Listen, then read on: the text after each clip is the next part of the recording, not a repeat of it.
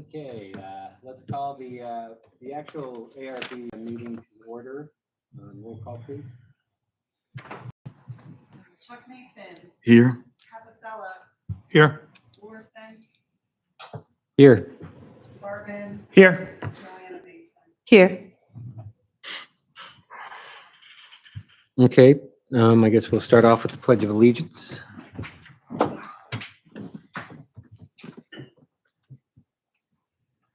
Pledge of allegiance to the flag of the United States of America and to the republic for which it stands, one nation, under God, indivisible, with liberty and justice for all.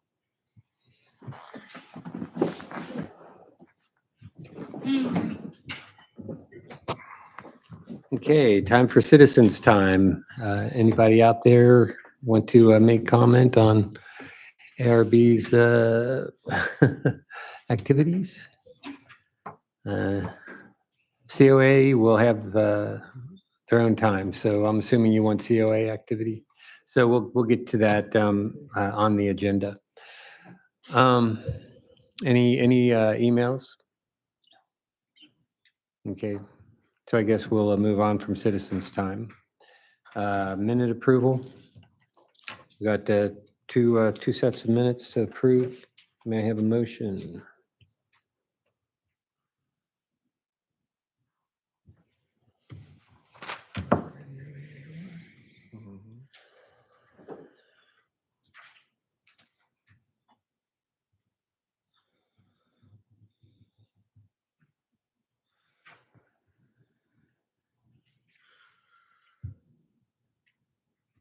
Is that 0706?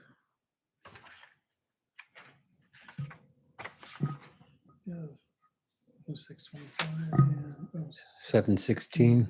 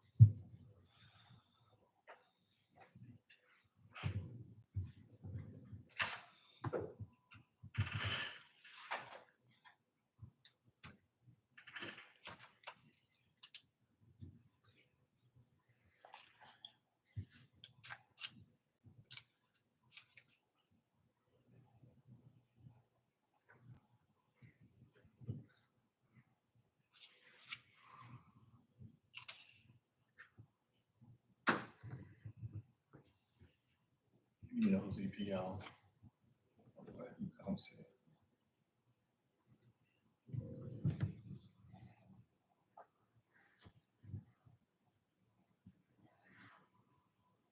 Any discussions or you finding any items?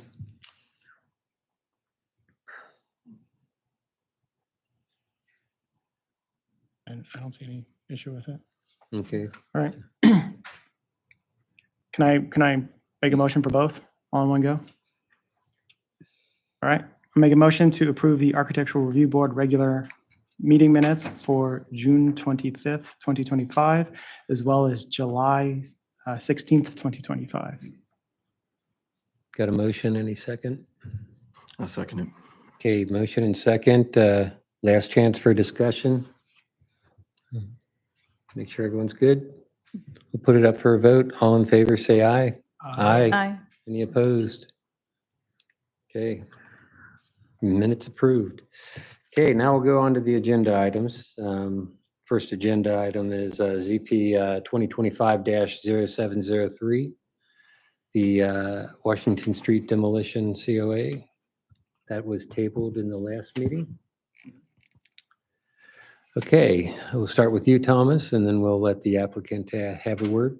Yes, good evening, board. I'll give a brief reintroduction of the application with an update on a couple of other attachments that were given to me after the agenda was put out, and a brief report on the site visit that we just conducted for this demolition COA application. The structure that we are discussing that is being applied for demolition for is at 14841 Washington Street. It is the White House fronting Washington Street on the property. There, based on observation and record, there's an original home with an addition to it. The staff report for it and the architectural assessment for this property start on packet page 27. The structure, as discussed in the agenda packet, per the comprehensive plan and per the zoning ordinance, it is a historic building, but based on national and state registries, it is not on the register there. I still need to research relic information related to the property to cover all bases there. But generally speaking, it is a historic structure per timelines and the ordinances and guidelines. But it is not a national or state structure that is on a register. With that in mind, I'll go back into the demolition approval criteria considerations for discussion. How the demolition or removal of this historic resource from the property on which it is located will impact the historic integrity of the site and any remaining on-site historic resources on the same property. Per our records, the home was built around 1901. As discussed per section 58-16.3 of the zoning ordinance, because the building is older than 1950 in terms of its construction date, it is a historic building in the town boundaries.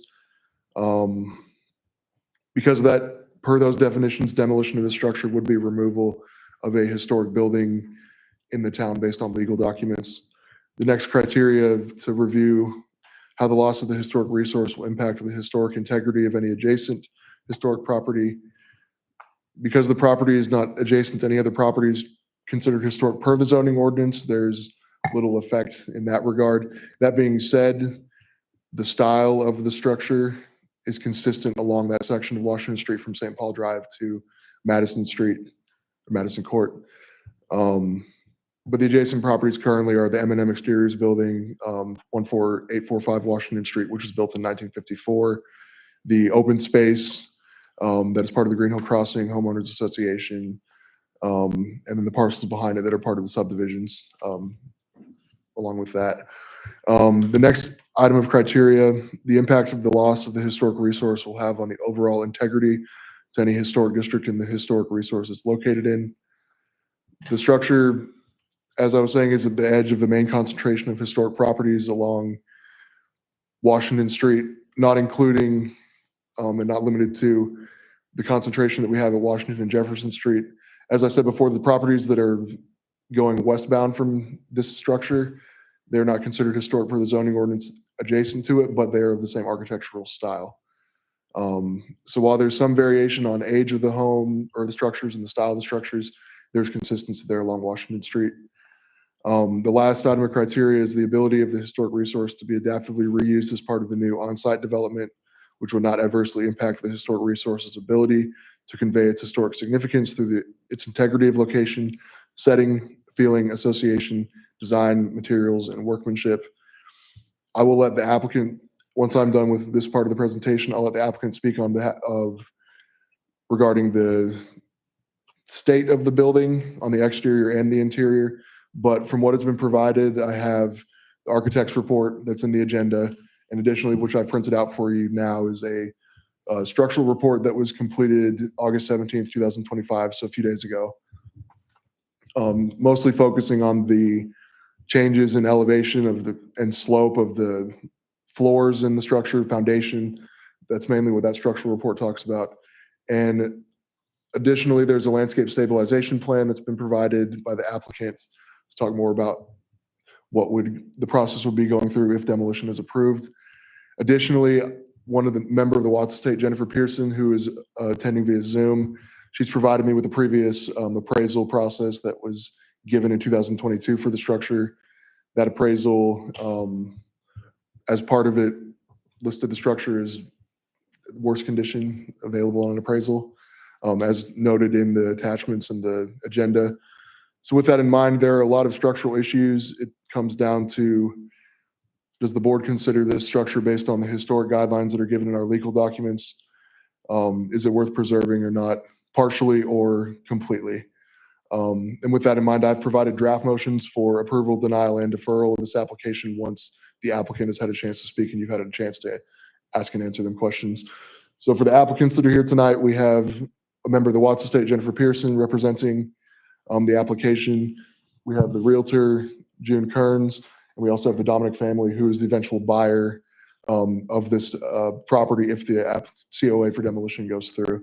One other item I'd like to say, and I know they'll cover it as well, but on packet page 48, from packet page 48 to 52, there's a brief narrative and sketch up of what the Dominics are proposing to put in place of this structure. Say the COA for demolition is approved, for your reference as well. And with that, that completes my staff report for now.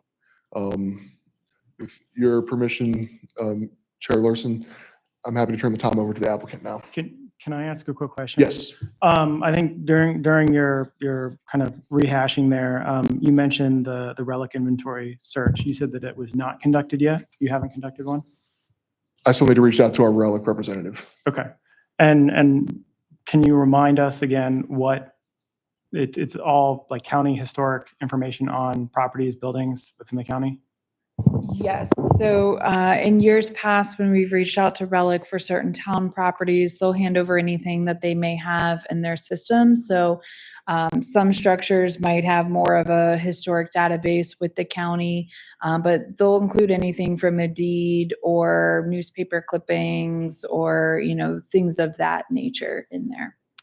Has anything ever been uncovered in the relic inventory that would, kind of change an approval? Because it sounds like it hasn't been done yet, and already we have a potential demolition application before us, right? So in all of the applications in the past where we've contacted Relic, the answer is no. So typically what we have turned up is more chain of history of who has owned the property and that documentation.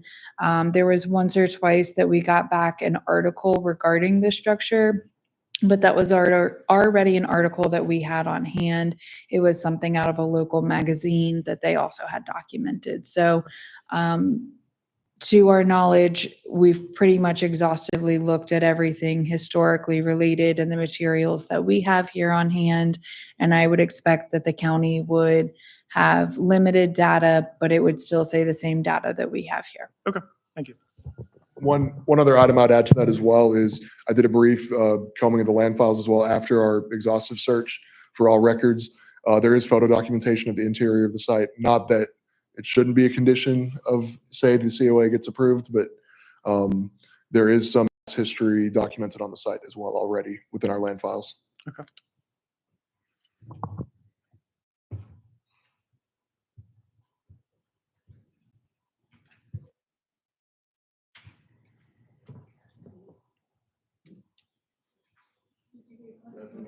And just hit the small button that says push, it'll turn the light at the bottom.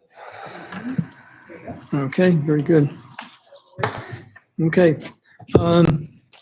Chair Larson, board members, Thomas and Emily, on behalf of the Dominic family, I would like to just apologize for missing the July meeting and any inconveniences caused all of you. So we're just thankful to be here today.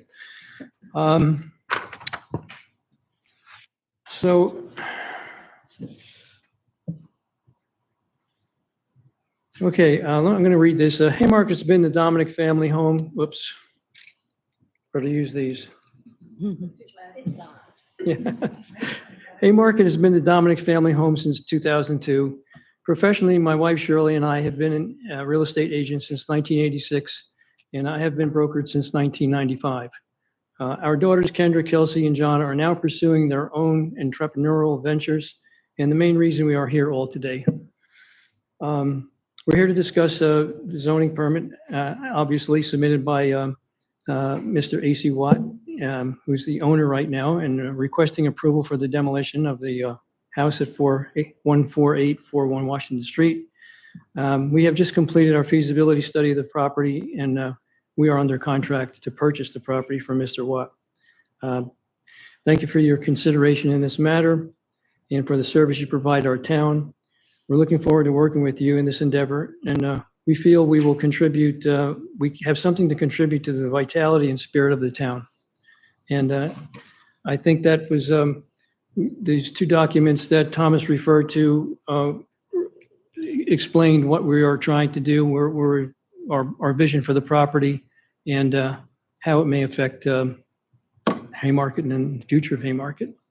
So that's what I wanted to say. And I'd like to, my daughter Kelsey also would just like to give a brief description of what the property will be used for and how she thinks it will affect Haymarket and the community.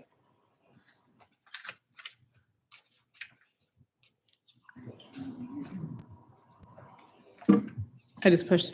I don't have to push it. Okay. Go, go. Hello. Very nice to meet all of you Mhm. and trolley through town. My name is Kelsey, and I'm the daughter of John and Shirley Dominic.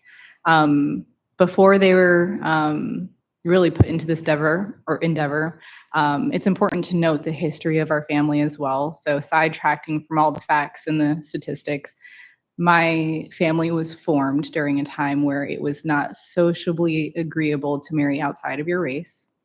And it was something that is definitely fortified into my business and honoring history and honoring legacy and first and foremost family. But within the town of Haymarket, it was where we decided to make our home. And later in life, we got to live with my grandmother, which at the beginning, we did not get to have a relationship starting out, but grew to love her and bond with her in a way that we were never able to before. And so when I was forming this company called DiDomenico, it's known that my father's side of the family is Italian and my mother is African American, but the Italian side, their original surname was DiDomenico. And as I'm getting to know and learning and growing a relationship with my grandmother, I had her sign her name over and over again so that I can understand how it was spelt and how it looked. I looked at different ways to name the company and ways to honor our faith in God. And I looked through so many different things. And I looked up the Greek mythology. I looked up different types of Italian interpretations. And then I finally realized, I was like, I never looked up what DiDomenico meant. And it literally means the day of God. So all in one, there was this name standing in front of me that not only represented the legacy in my family, but the love and the faith that brought them together. So when we're looking at this house, it's important to note that there's a really huge part of our family that really wants to honor history and legacy as well. We're very short distance away from where the Civil War was fought in honor of bringing cultures like ours together. And I think it's a really beautiful thing. Aside from the history that we hope to preserve in the building itself and in the business, it's fashion. You guys probably looked through the write-up, but it is a language that we can all understand in our own way. We don't have to do interpretations. Everybody can look at it and just really be inspired in so many different ways. And so this was a way for people to connect, be inspired, and arts are really what bring everybody together and bring the community together as well. So looking at all of the creations that we hope to make, like in the studio, the fine art studio, whether it be dresses or art or photography, it's the cornerstone we are hoping that will bring the community together. So think of Chip and Joanna Gaines, what they did to Waco, Texas. They just really built something that was founded on family and, farmland and just really great union of their community. And I think it's a really beautiful thing. So outside of that, the culture, the history, bringing the community together. I've been doing this for about 11 years now and going on 12, I guess I'm older. But either way, people fly in from all over the country to come to my basement at the time, right now, in order to have custom dresses made. And it's, again, a way to bring the entire community together, but also the nation in the small town of Haymarket. So I don't know if there's anything that I missed. Oh, the multi-purpose. So I brought up the different fine arts. So with all of the photography and the art and things like that. It's really just a way to also facilitate learning in the community. We all know that we're in a time where people don't really meet face to face anymore like we do here. I mean, we have such a large turnout tonight.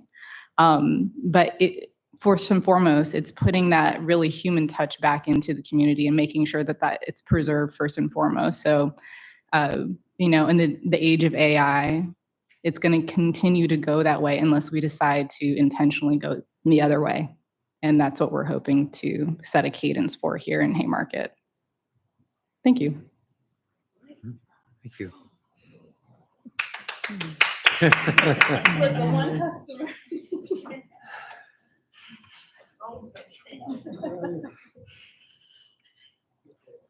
Okay.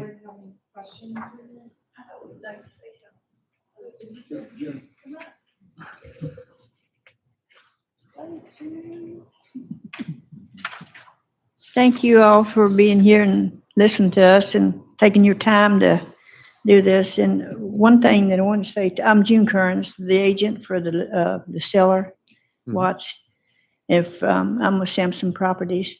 And I've had the property for a couple of years, and we've had several offers and different things. And it's fallen through at the last minute almost a lot of times because, well, the little house is full of mold.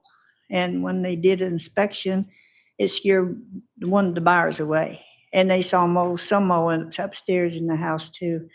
And it's zoned for what they want. Because I checked that out before, I said, presented the contract to him. And I have a plat here too showing that they probably have a problem with, this house was built before they even knew what setback lines were. So anything they probably want to do, in this, they might have a problem with trying to do what they want to do if they had to remodel because of the setback lines. They're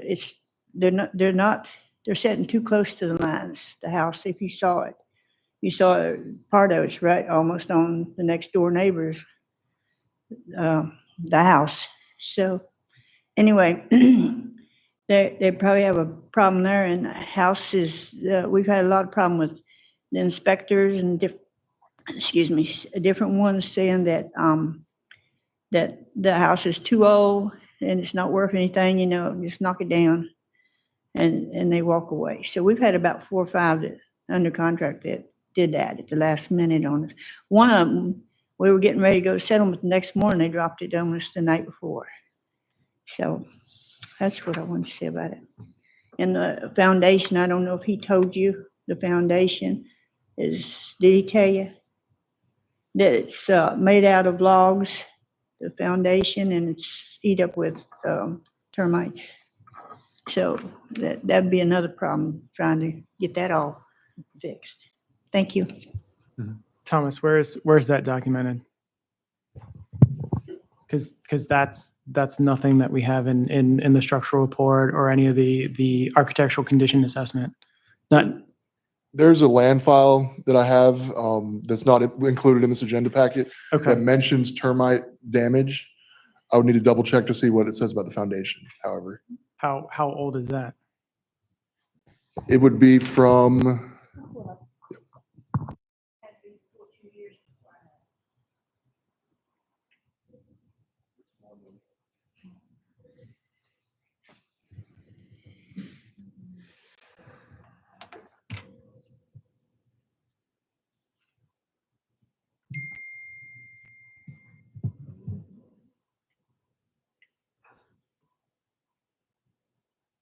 While I'm pulling this up, are there any other questions at the moment?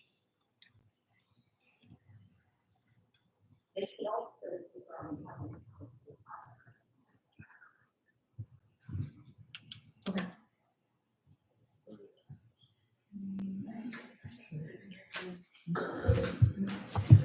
Was that another structural assessment of the house, or was that like a pest and termite inspector?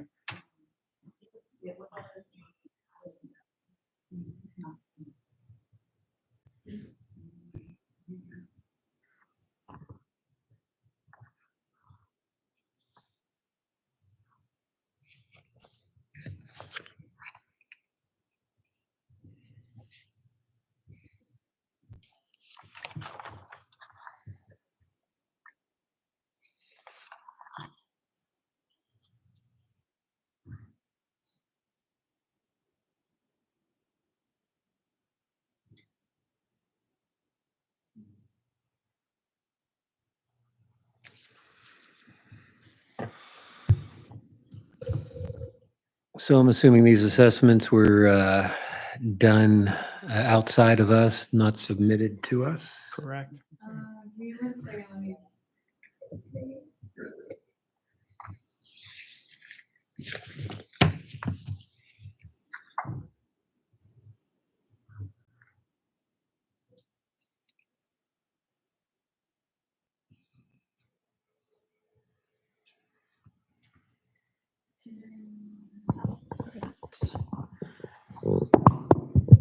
So the document on file that we have is from the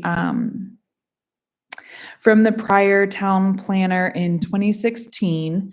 And it's a lengthy letter and it's an initial assessment from the town planner at the time. And the second point here, I'll read it into the record and I can also print this document to pass out. But it says, some evidence of old termite activity in the older portion of the home might be addressed with a current termite inspection by a reputable inspector. While the floors appeared solid and sturdy to walk on, there is some concern due to the age of the home and observable exterior perimeter wood to ground contact with the siding of the home. The house has settled over the years, especially in the areas where there are load-bearing walls, and this is observable in the unevenness of the floorboards on the first floor. This is especially notable in the oldest portion of the home in the areas of the front two rooms. The building official could provide additional advice to you about code compliance and if that is applicable. My observation does not speak to that. It is not my area of expertise. Again, this was done by the town planner at the time. I do not know in reference why the town planner was doing an initial assessment in 2016, but that is the document. I'll go print it to pass out to everybody.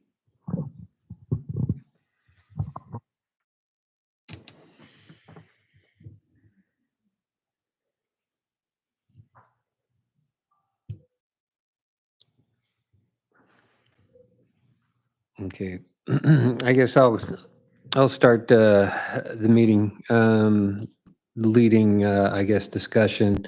I think first, before we get any further, we need to find agreement on whether we find this to be a historic asset.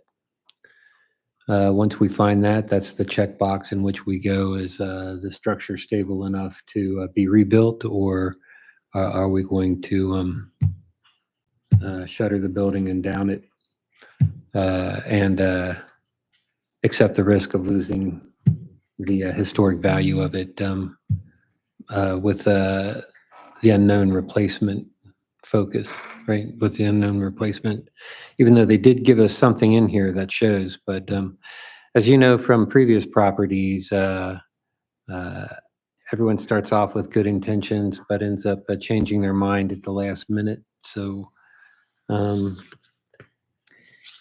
we got at least some type of idea on which direction they want to go. It's a matter of if we want to take the risk with that direction.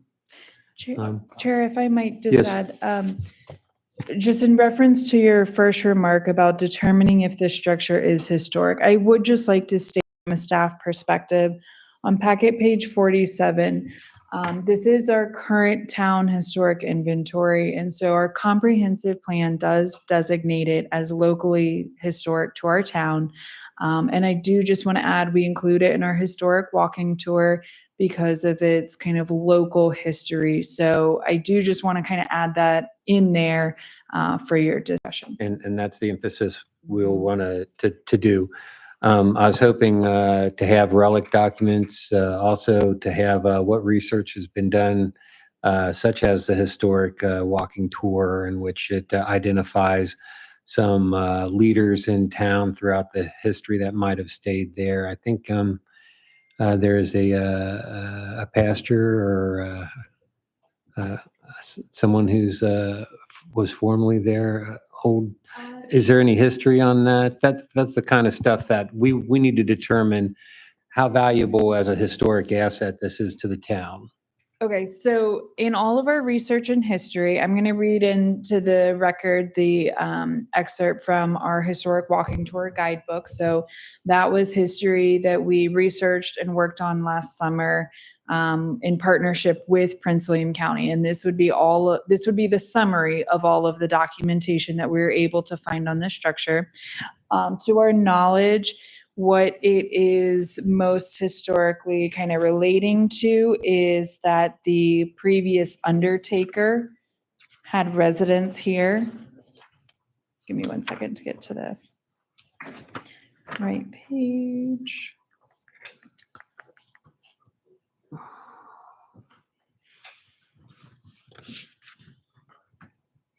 Okay, so if anybody was following along with our walking tour guide, it's page 17, number 14. Former Rector House, early 1900s. We don't have any of the walking tour guides up here. Could we get, yes, We please. can get you one.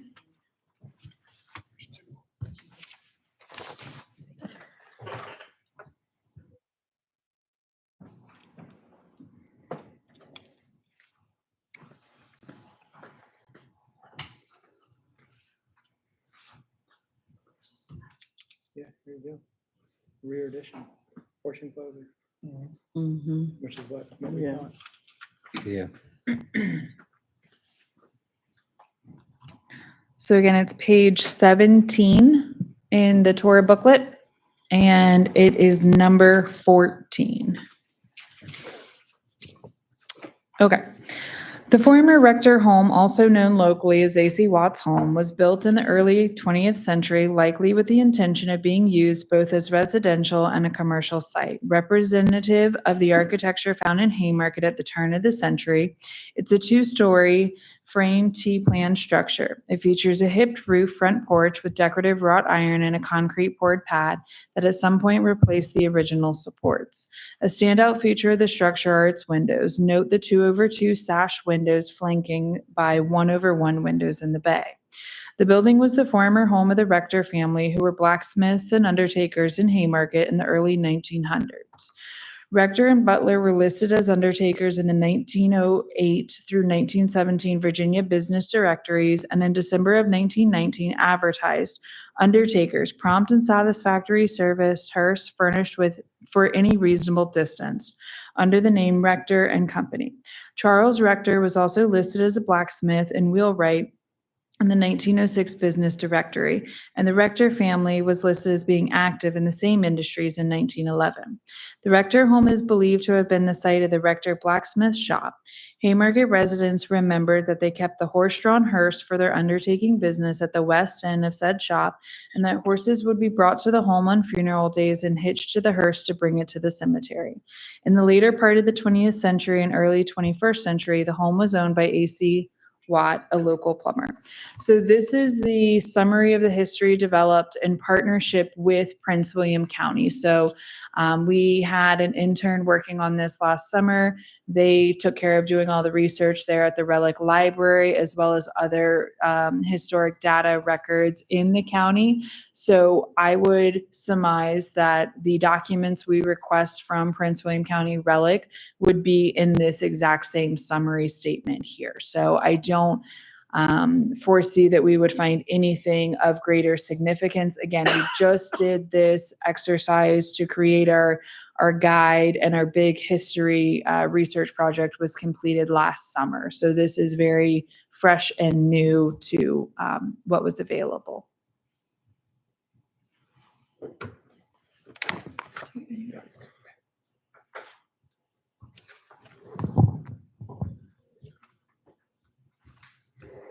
Okay, any comments? Yep. I just want to ask a question.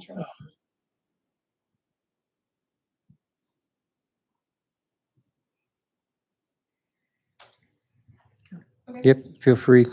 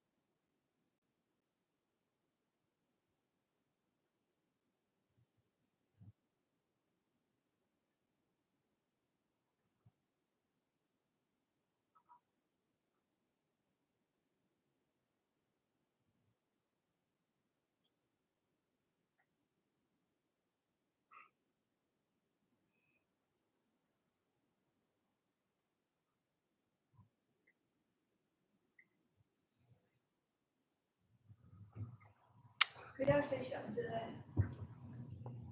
Feel free. Please come up to the mic.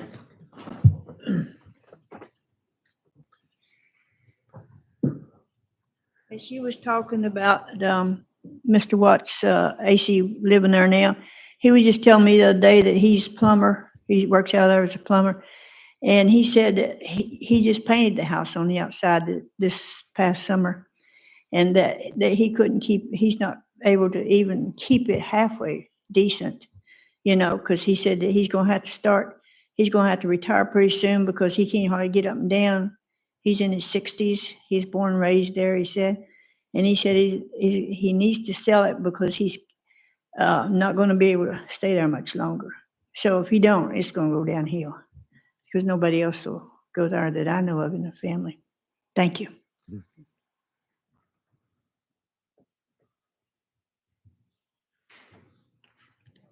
So, what is do we give our statement to support whatever our decision is, and then give a decision, or how's that? Well, let's open it up for discussion. First, what do we see as the historic value and the placement of this within the town, right? We'll start there because if we feel that it doesn't, even though it falls under the guidelines for historic value, I mean, we've had buildings that just qualified because of the timelines that were put into the guidelines when, really we felt that was superfluous for the condition of that, certain properties. So, first we need to deem if we feel this is a historic asset of the town. And then we need to deem, structurally, is this a burden on the, too much of a burden on the property owner? There's all kinds of ways of if our decision is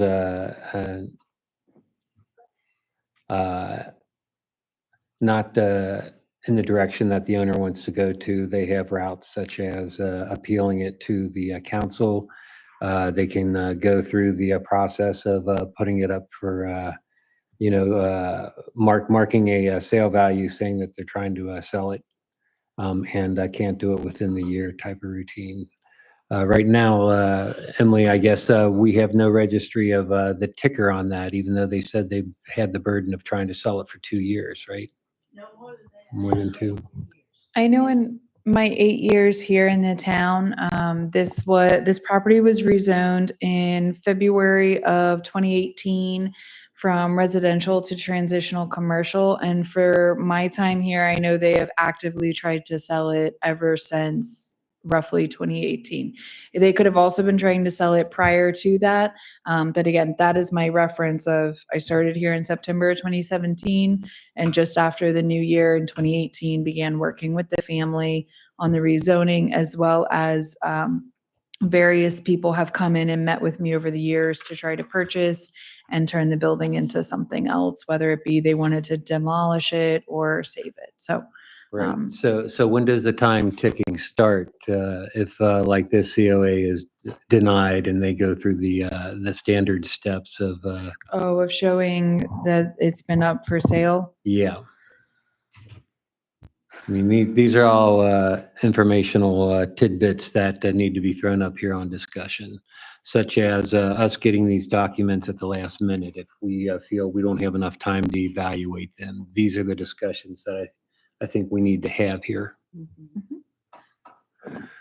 to determine whether we approve, deny, or see if we can put it off for another meeting to have a chance to go over the documentation that just came to our fingertips.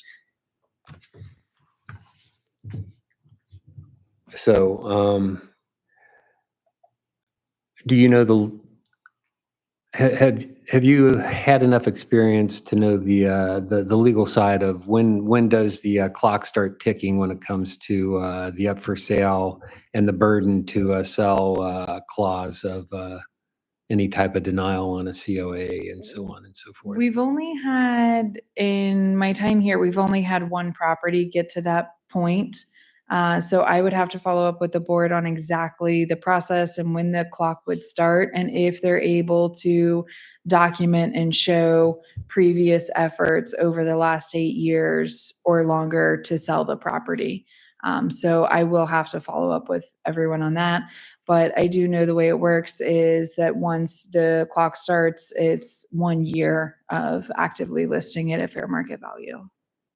Okay, so what I'd like to do is kind of give you some tidbits into this things that you can use for your discussion point, and then I'll go for a round robin on opinions and, your thoughts.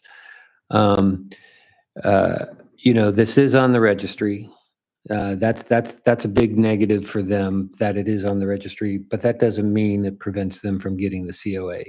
There were two which I felt were very important and valuable assets that we had to approve a COA for, and that was on both corners of Payne Lane, where the hotel is. There was a beautiful building there that I thought had a lot of history to it and would love to have kept, as well as one of the previous mayor's houses that just got done on the Bean property, getting that down.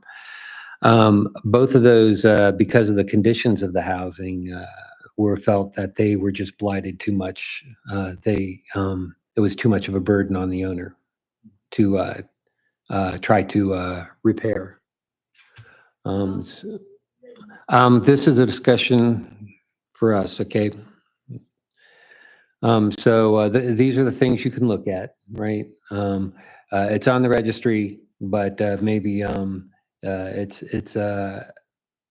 it doesn't fall within what you feel is the best historic guidelines to be on the registry and can be an exception. Those are some of the things that I've seen. You can also look at the properties that have been refurbished, right? You can say, yeah, this house has some age. Really, we don't have a full understanding of it.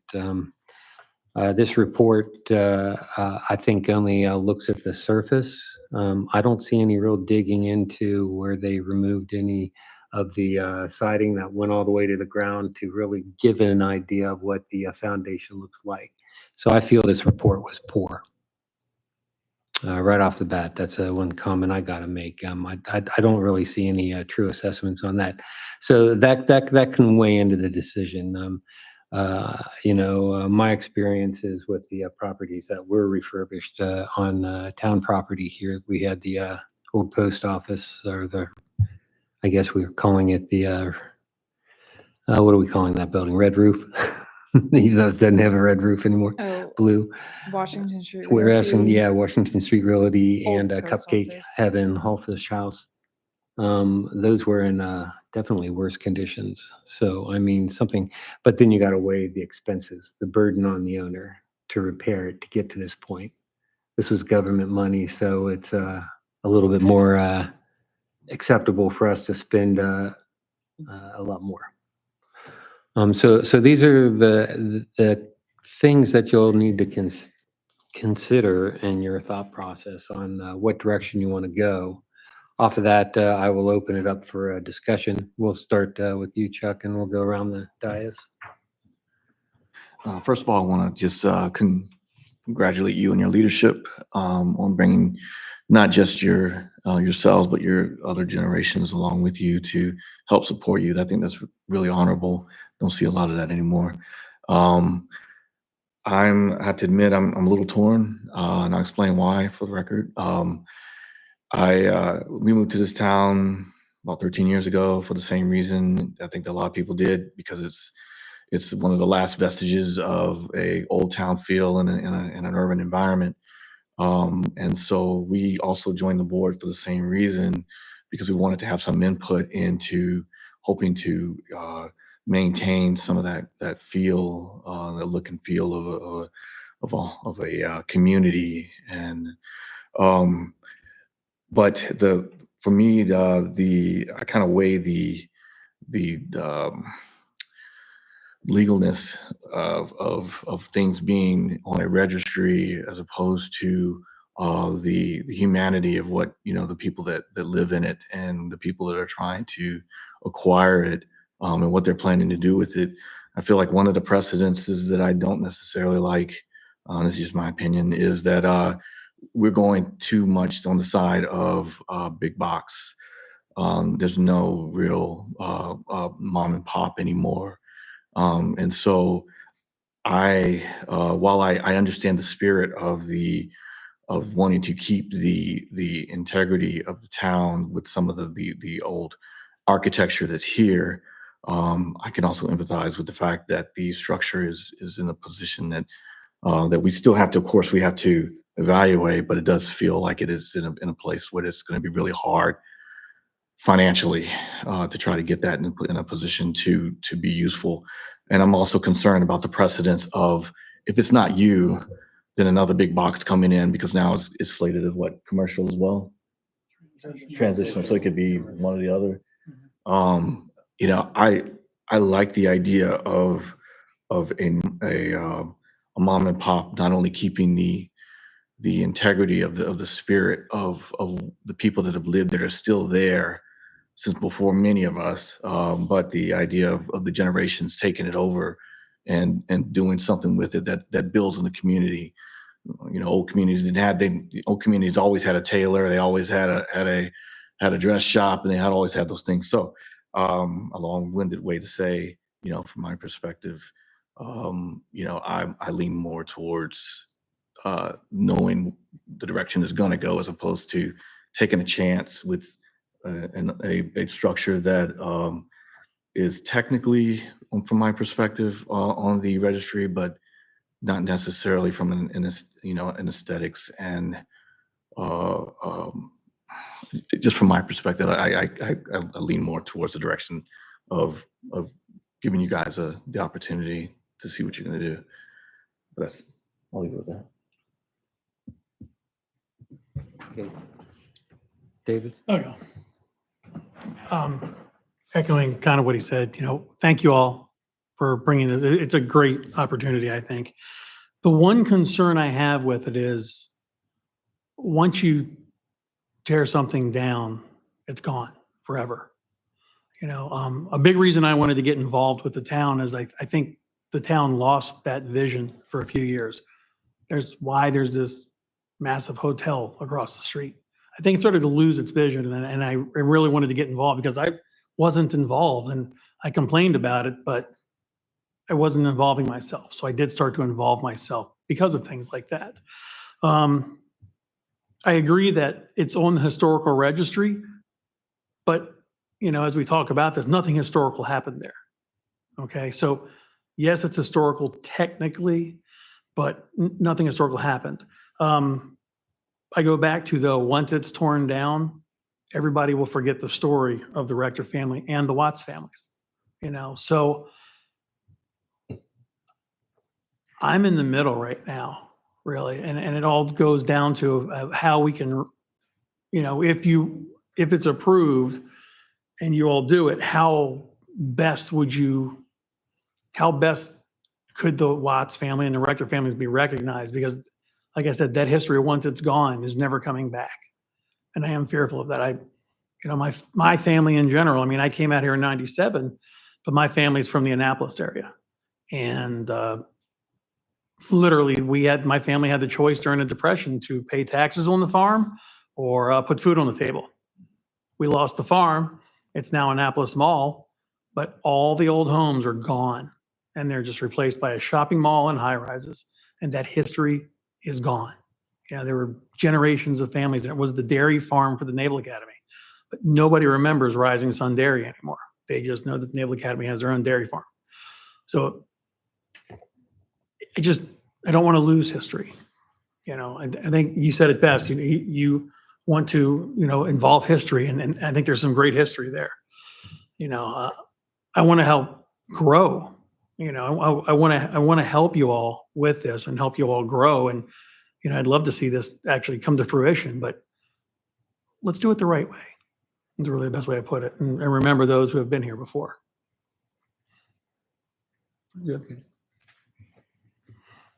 Okay, I guess I'll speak, even though I have seniority in the gavel and can redirect. Who's online? Jennifer. Yeah, Jennifer, you gave two sides of a story, which kind of represents our dilemma here, right? You gave a great support of why we want to try to keep the history here, just by your explanation and the experiences that you've had with this property. Yet you also showed the burden you have owning this property and trying to do something with it.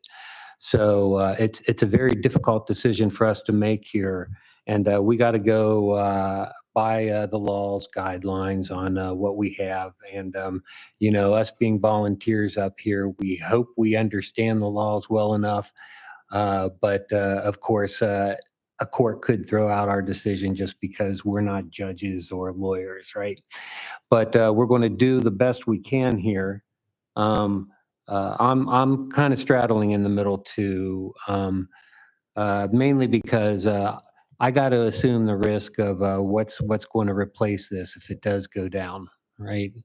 And like I said before, I've seen properties in town where they had good intentions that were even actually written and proposed through RFIs to the county, which didn't come to fruition, and they totally changed their mind on what they wanted to do to the property. I do see what your guys' intention are, showing that clip of the building that's going to be replacing it. If I step back, I'm not allowed to use that in my decision for downing this building tonight. But if I step back and put my ARB hat on as a new building coming into town with what it's replacing and everything else, with the residential areas behind it and to the side of it, um, it's a little bit too clean looking and commercial for me to consider it a transition commercial type of element that restores what I would consider the historic or the element that the previous building brought in. So I definitely ask for a lot of changes to what you've proposed in here. But that's down the road that we got to look at if this building goes down. Plus, like I said, you guys, besides our decision, you have other avenues to go through to get your to move the path in your direction if necessary. Um, I'll leave it at that for my defense, but I'm straddling, and it's mainly do I feel the burden is too much for you guys? Do I feel the historic value is strong enough to try to keep or to down it? Um, and what the future holds for that property.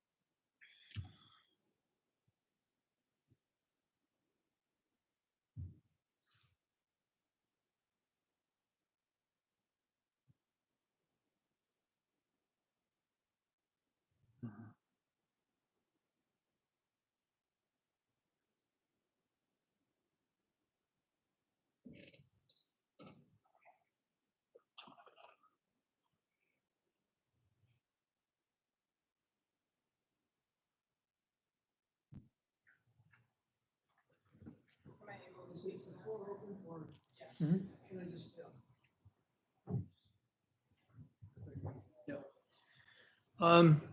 I'd like to offer something that I think will be very helpful. I can understand your position right now in straddling the decision to keep historic value of the house or to move on with something new.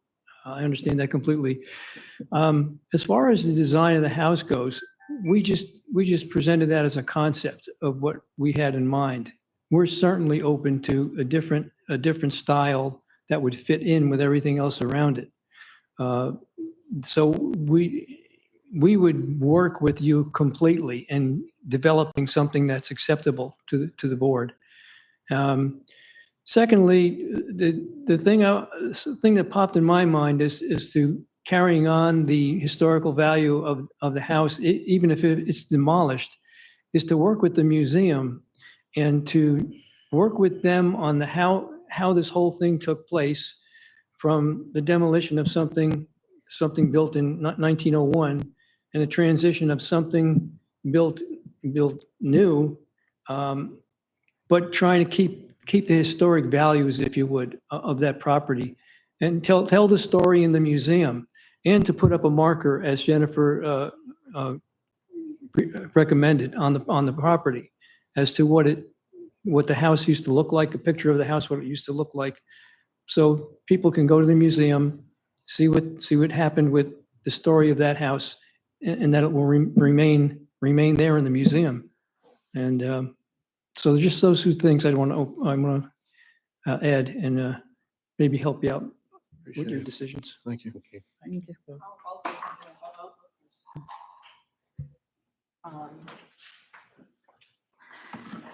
In addition to what he said, he kind of took some of the things I was saying, but at the same time, to all of your points, I think another reason why we're doing this is because we feel the same way that you guys do. You know, it's no longer the town I moved to when I was 12 years old.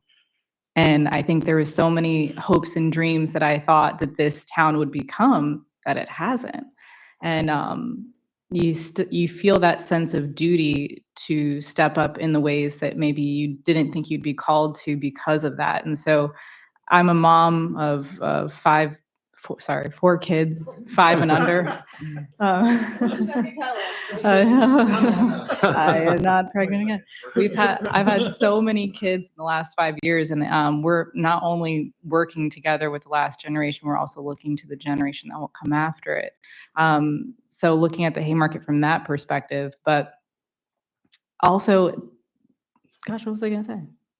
Sorry, I was still thinking about my kids. Yeah, just the ability to step up and just knowing that I think that we're the last best hope that what this is going to do for Haymarket. And I'm hoping that it turns the tides as to what's happening right now. You know, what we do is going to send a message to the rest of the town. As I know, every time I go through town, I see new things that I didn't really have an input for, but maybe now we do, in a way that all the other buildings that are not yet developed, it's going to have a cadence. It's going to set a precedence for what we expect as Haymarket as a new generation. But that's it.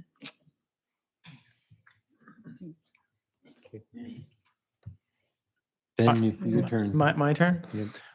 Yeah, so I think, very, very similar experiences to everyone else. One of the reasons that we chose to move to Haymarket, we were originally in Alexandria, moved here at Haymarket, was because the small town charm. Shortly thereafter, the hotel went up, all these other commercial buildings, retail buildings went up. Traffic in the thoroughfare of Washington Street is now atrocious, right?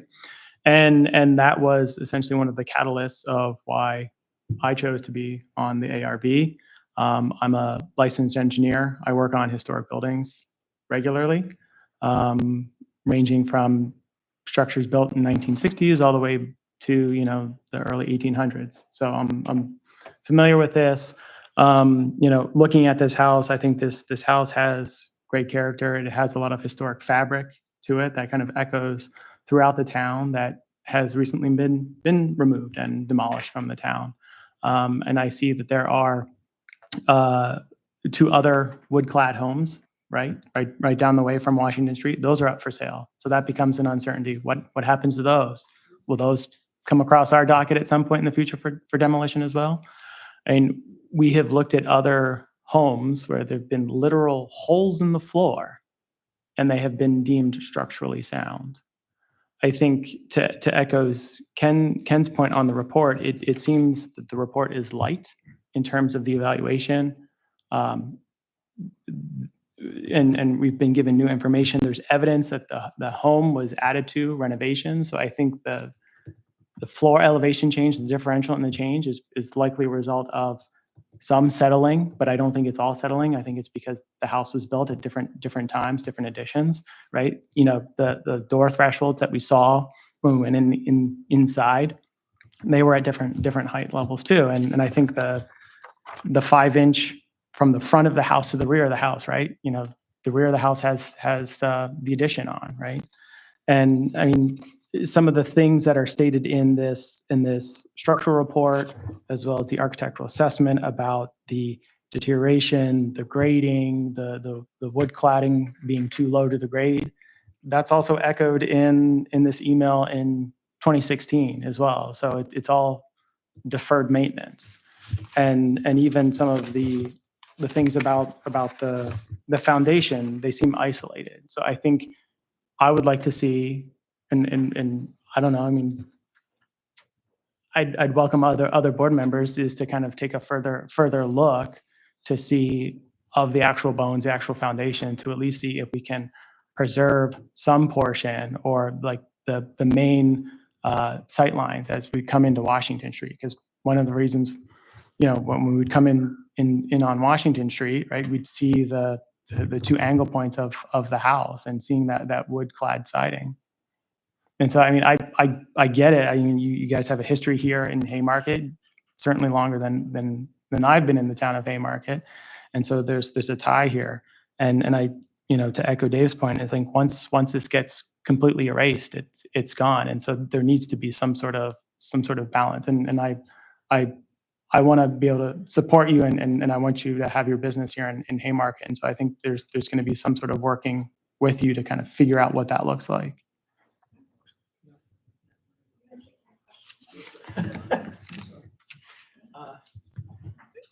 I would like to know how would you propose to find out what is really going on with the foundation of that house without taking up the floors and digging up? How could you possibly look under there and say everything is okay? You Or not. You cut into the floor. You do a 12 by 12, 12-inch by 12-inch inspection opening, Okay, 18 by well- 18-inch inspection opening. You look at the exterior. You pull up a couple. You cut Yeah. into the side and take a look. I mean, this email talks of evidence of old termite activity. There's reference to a 2022 termite inspection. I think if this is more justification for demolition that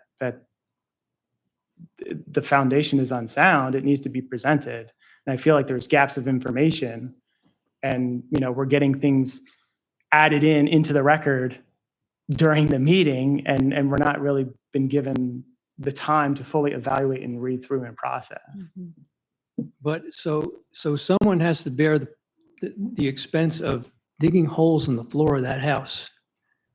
Neither the current owners or if we do go through with the purchase, then we have to bear that expense and the risk of finding out that, okay, we have to build a new foundation or we can work with that and do something else more expensive to get that house in the shape that we need it to use. I mean, I just can't see, you're asking either the current owners or us to bear too much of a risk and expense in doing that.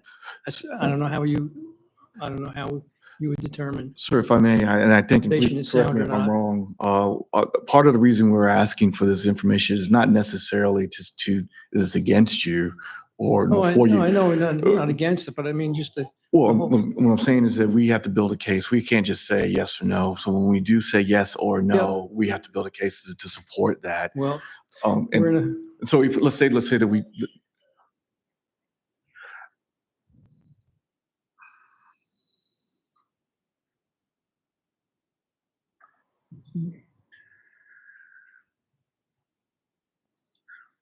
ma'am, I don't think you understand what I'm saying. What I'm saying is that if we say that we want to demolish it and we agree with demolishing it, we just have to provide a case to do that. And so we have to be thorough in doing that.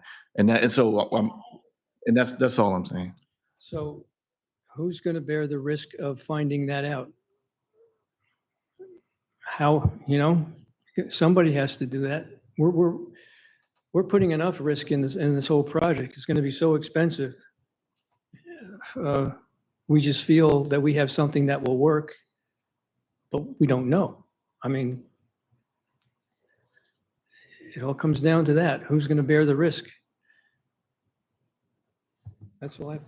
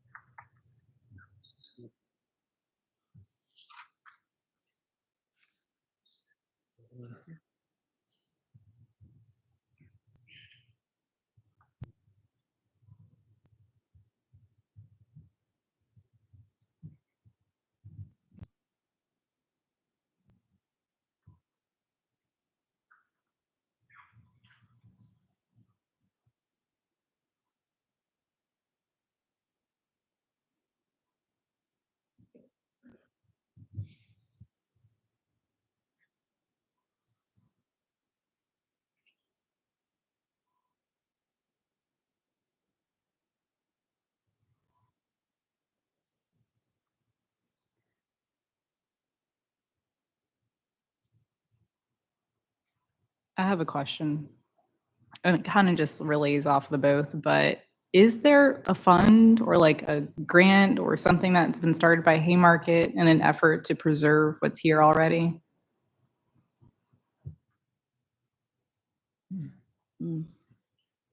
Is it something we'd consider starting today? It just seems like the bridge between the two and the conversation is really money. And unfortunately, that plays a huge part for us. So just something to consider. But I just didn't know what the answer to the question was.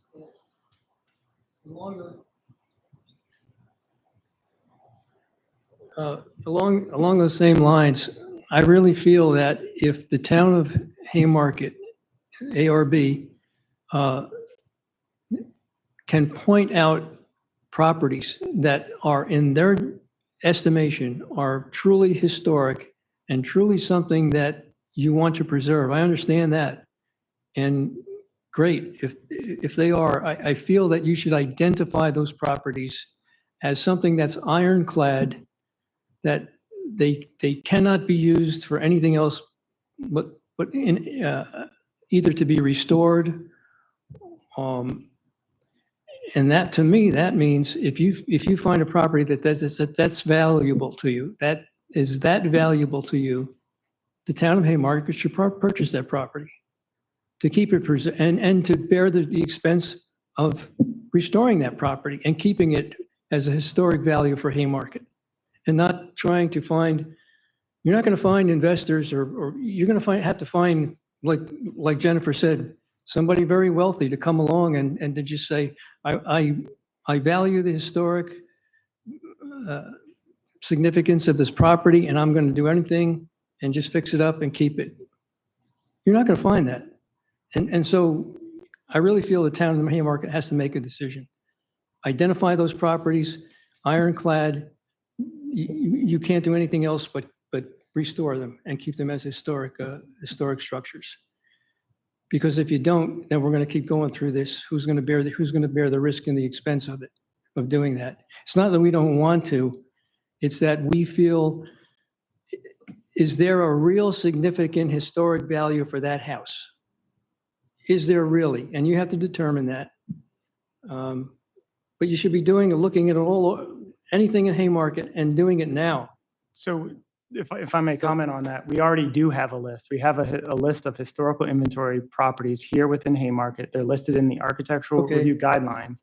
And it outlines, what the historic, the year in which they were built, the architectural features that make it historic. I think, yes, we acknowledge that, it's not listed on the National Registry, but it's listed on the local town list.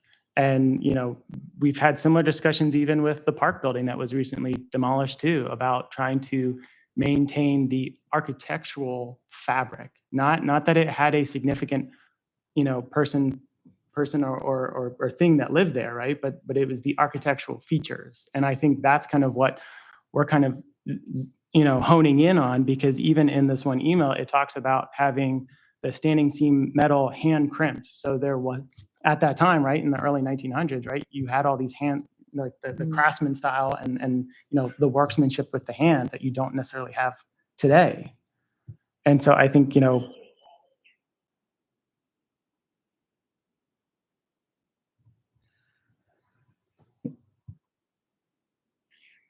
And I think that's maybe what we're missing between the two parties here is what we're saying. And I think that we're both kind of saying the same thing. We're willing to work together to come up with a solution that's amicable for everybody. And so if that means coming to a place where we could maintain some of the historical elements inside, just working together to figure this out. We're all citizens just like you are. We're on your side. I don't want it to come across we're not, and I do understand completely the financial burden. I mean, we're not rich either.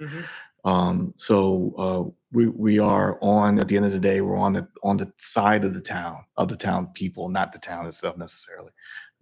So we'll figure out a way to come to a conclusion that's good for everybody. Yeah, I think that's what I said when I was talking was, we want to work with you, Yeah. Well, okay, thank you. Appreciate it. Okay, let's move on. Joanna? I'll make it quick. I echo everything, everyone's sentiment here. The one thing that I will say, me and my husband moved to Haymarket for very similar reasons that all of us are up here, is the last quaint little town in Metro DC, and having to, maintain that historic look and feel as best as we can. And I heard numerous times that, we're not trying to erase history, but how do we pay homage to what was already there? So, as the board and yourselves, we need to come up with ways that will pay homage to, the Rector building, we can, this might be, future meetings, but we have to really find a tangible way to maintain that homage to that building, and thank you, sir, for, suggesting, the museum would be a great, point. But I think one step further, reconsidering the elevation, if that's the, that's the thought if we move forward in your architectural drawings to maintain some of those, historical attributes to it.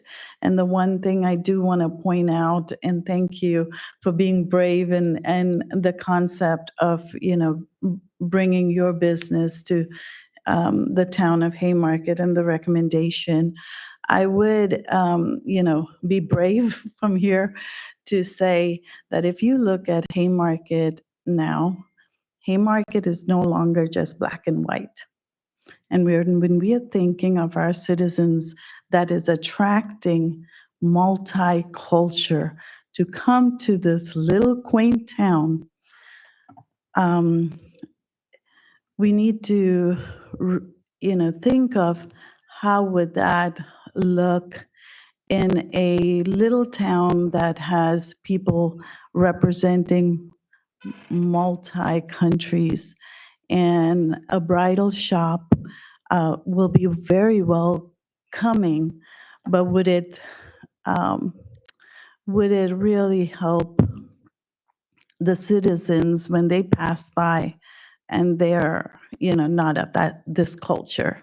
So maybe as you're building out your plans as a marketing executive, I would just lend this suggestion to you to kind of widen your thoughts on if this bridal business does come to Haymarket, of what would attract and really make every citizen in Haymarket feel they're being represented, and not just a white bridal gown shop. When I say white, meaning the gown itself for a one diaspora, versus when you look around, like I said, it's a Haymarket, and we want Haymarket to be a melting pot in a very small, quaint town. I think it's beautiful and it's healthy for us and our generations to come. I know I digressed from that a little bit, but I do feel like we need to probably table it so that we could go back and the board can reevaluate the historic structure of the building and come back to, with more studying and kind of come back to, is this something that is deemed for demolition, given the hardship and the financial obligations, or are there parts of it that can be repurposed, and even if it's a new structure, paying homage, so when we do come into town, people could say, oh, that's that Rector House that is now a beautiful business. So those are my two cents.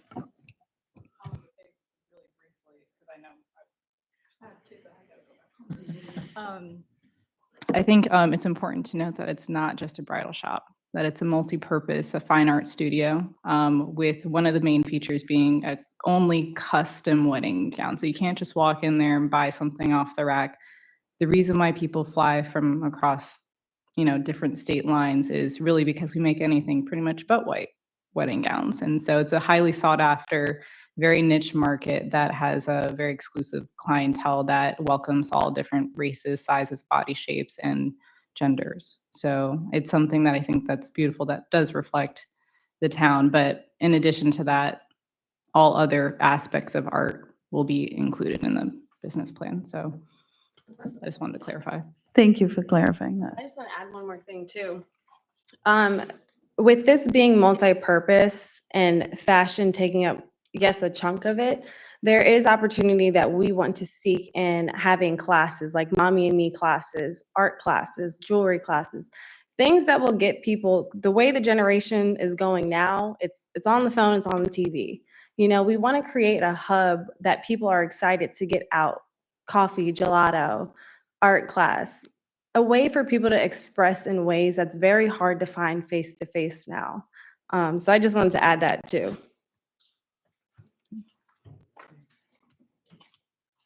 I feel I have to get up because everyone else did, okay? But let me just start by saying, I hear everyone.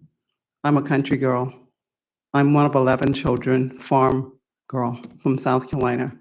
and I retired from the military. So I have when we talk about having some history, keeping history, I love it, okay? I love it. But I want to make sense of history too. And I don't want to lose history. So when we talk about putting it in the library, wherever it deems necessary for people to understand, we just didn't show up yesterday and erase all the history.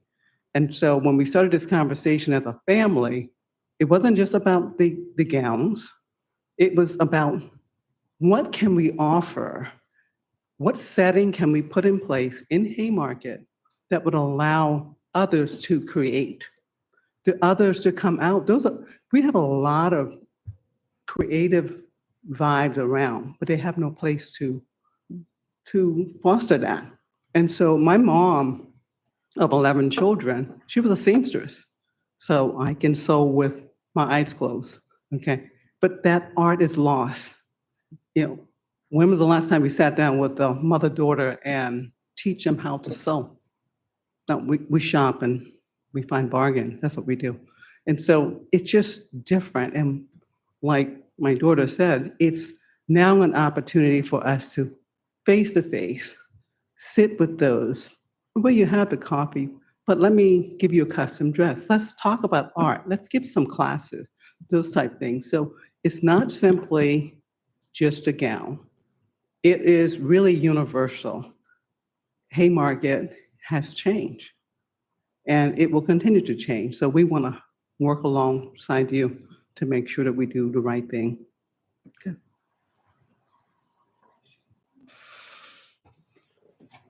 I'd just like to say, I love the ideas that you all want for the space. I absolutely do. I think, that is growth. That is proper growth. I forget who said it, but I think one of you all said gets the kids off their cell phones. All right.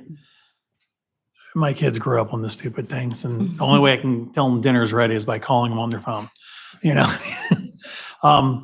I like it? No, I don't like it.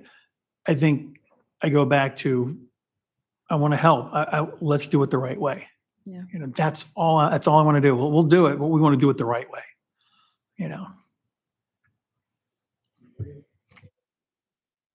And I am a gelato fan too.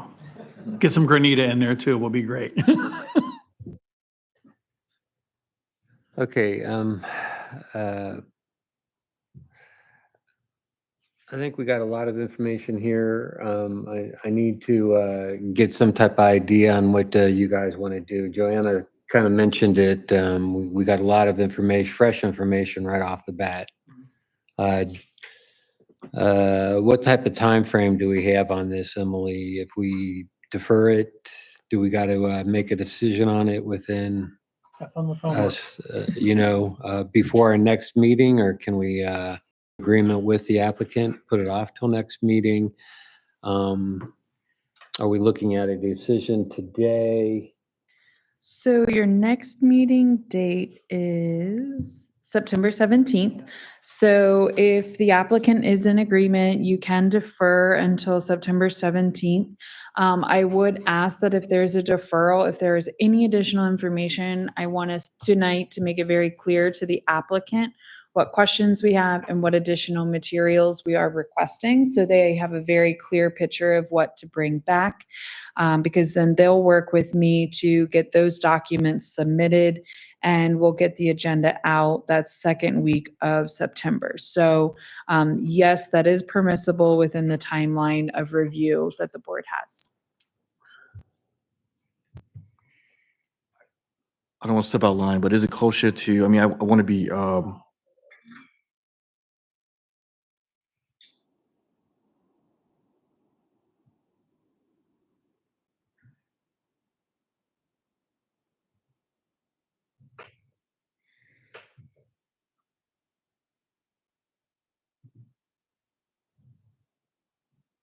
never got anything.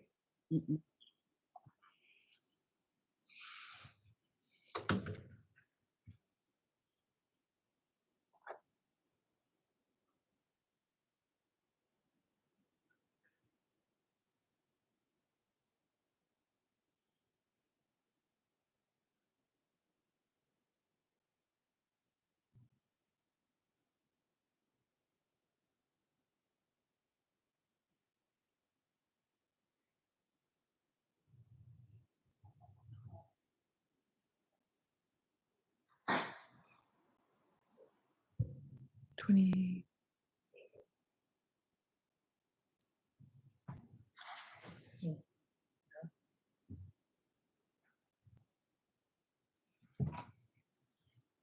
What was the date of the closing? It cut out. Our closing is next Thursday. August 20th. Thank you.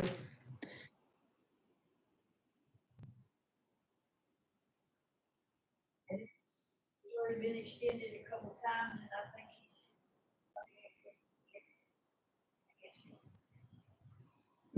Board. And, you know, we see you guys once a month. We prepare an agenda. So we got you the materials and the documents and delivered it. The one problem of meeting once a month is these kinds of scenarios. Do you guys want to look at scheduling a meeting any sooner? Calling a special meeting for this? Well, that's what I was going to suggest. I mean, I think, like I said, I mean, I've been on the other end of this, you know, and I know how difficult it is to be, you know, waiting for something like this. So, I mean, I have no problem meeting, you know, quicker and sacrificing if there is information that we feel like we need to make the, I can't speak for myself. If we need more information, time to talk about it. I have no problem meeting sooner if we need to, if everybody else agrees. Let me put out there, if you are looking to meet a different date, we do have some dates that are not available due to other meeting conflicts and scheduling conflicts. If your goal is to meet ahead of their closing next week, you would be limited to the 26th or the 27th. And my statement would be for the board, looking at the calendar, what additional information would you be requesting? And is 4 to 5 business days a time frame to get that information? I mean, there was reference to a 2022 termite inspection. I think it'd be helpful to understand what that says, what it evaluated, because it made mention that there was termite damage to some of the timbers.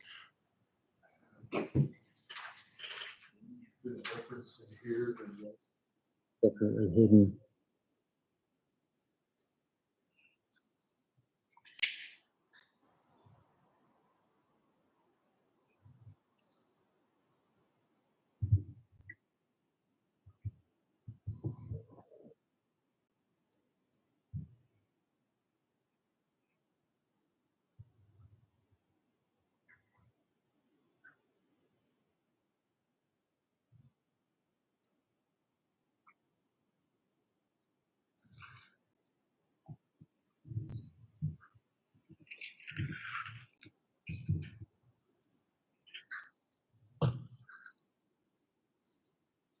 Thomas, is that in the agenda?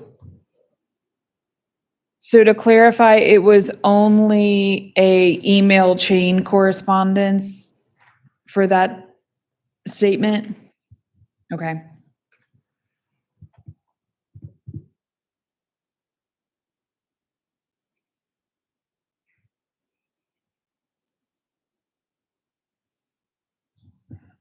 Do you have that, Thomas? Yes. Okay.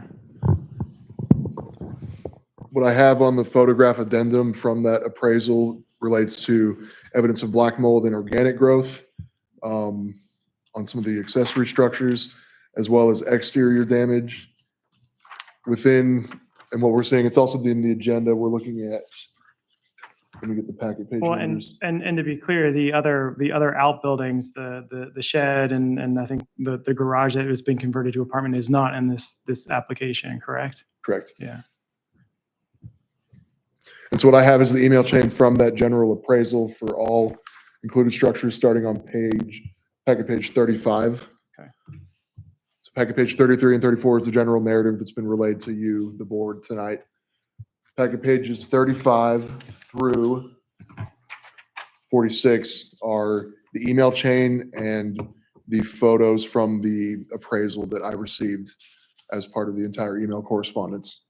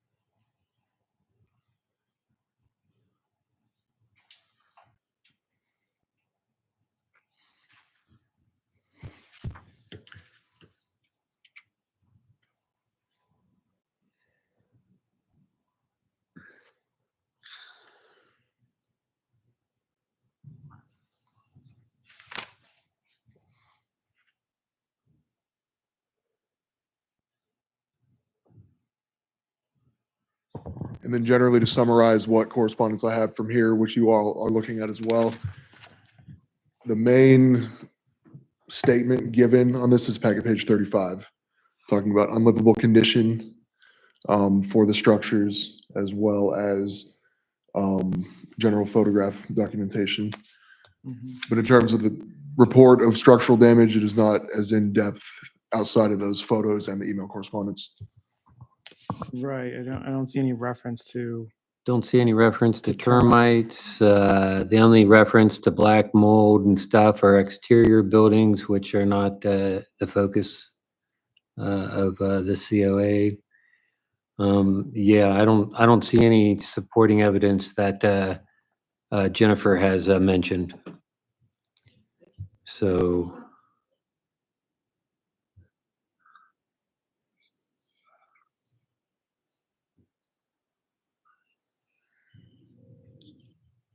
yeah. I don't have any of that description. Do you?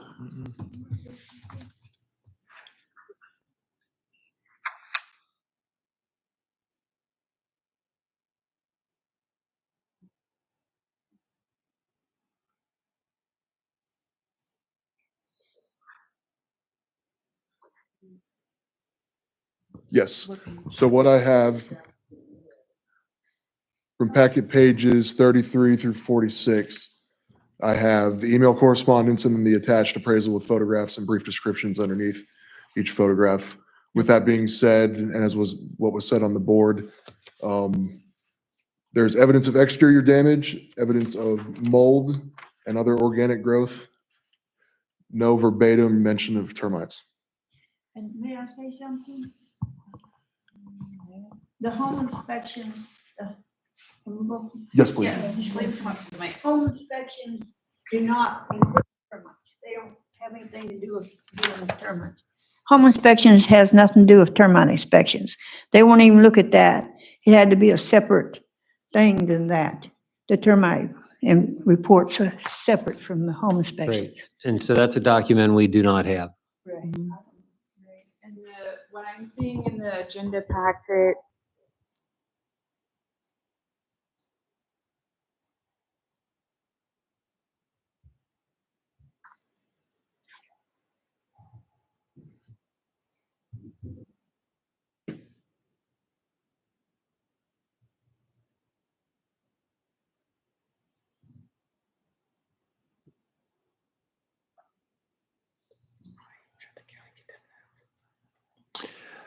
So do you have a county condemnation statement then, since it's unlivable?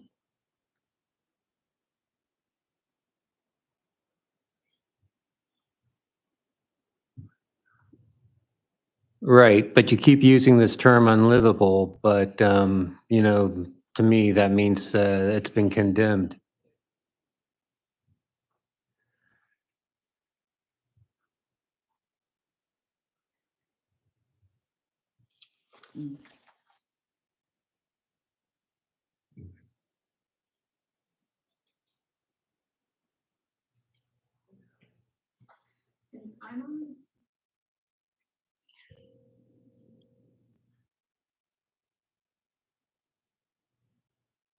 Yeah, well, I seem to be being accused of getting emails and that we got all this information, and I don't appreciate that. I'm trying to do my due diligence here, and I don't see this stuff on here. I've been looking for it, but I can't find it. Where's this documentation at, Emily? Do we have it or do we not have it? So the only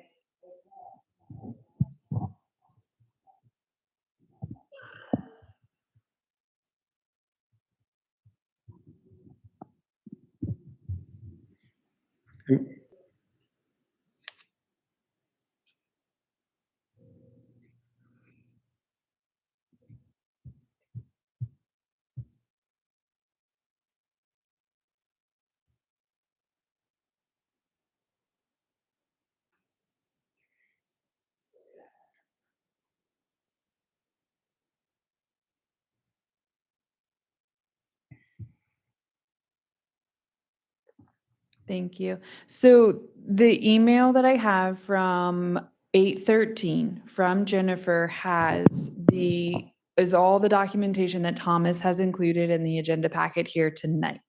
And the attachment is also, again, the page references that he just gave. Mhm. That is the attachment also included tonight in the agenda packet. So the only evidence that we have and the discussion that is coming up is what you see right here included in the packet. Everything Jennifer sent over is in front of you, hard copy.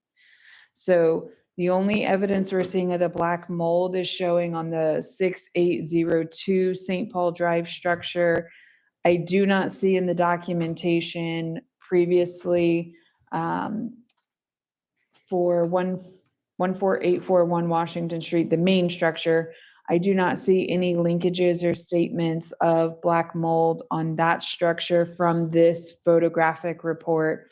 All I see is the big red flag that they've highlighted is the exterior damage and that photograph that goes along with it. And then for context in the emails, as you all have also read them, I do believe, I do not see the exact statements that there is termite damage. We just see in the email chain that they're unable to secure the appropriate loan based on the conditions of the property. What I don't understand if it's clear or not is the unlivable conditions, is that in reference to 6802 St. Paul Drive? And so it was flagged as unlivable because of the black mold, and they weren't able to get a loan because of that structure? Or is it in reference to the main structure, which is the home on the property?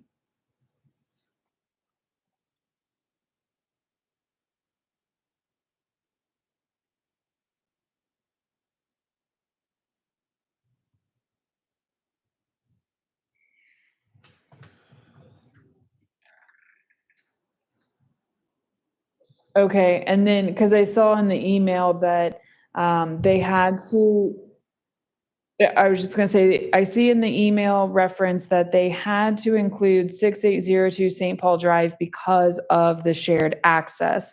And so I just didn't know if that is what triggered the unlivable condition. And that's on packet page 35. And Jennifer, hopefully, I'm sorry if we didn't state this previously, the packet is online, so I'm not sure if you're able to follow along with us online, but it is posted online, so you can see the page references that we're referencing. Yeah, I agree with that. That building is unlivable because of mold alone. Yeah, so if you were to pull it up, you.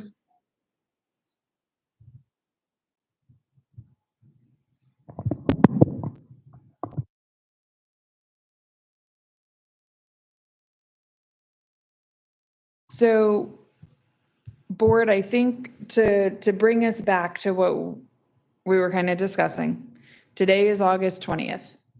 Next Wednesday is August 27th. Next Thursday on the 28th, they have a closing scheduled.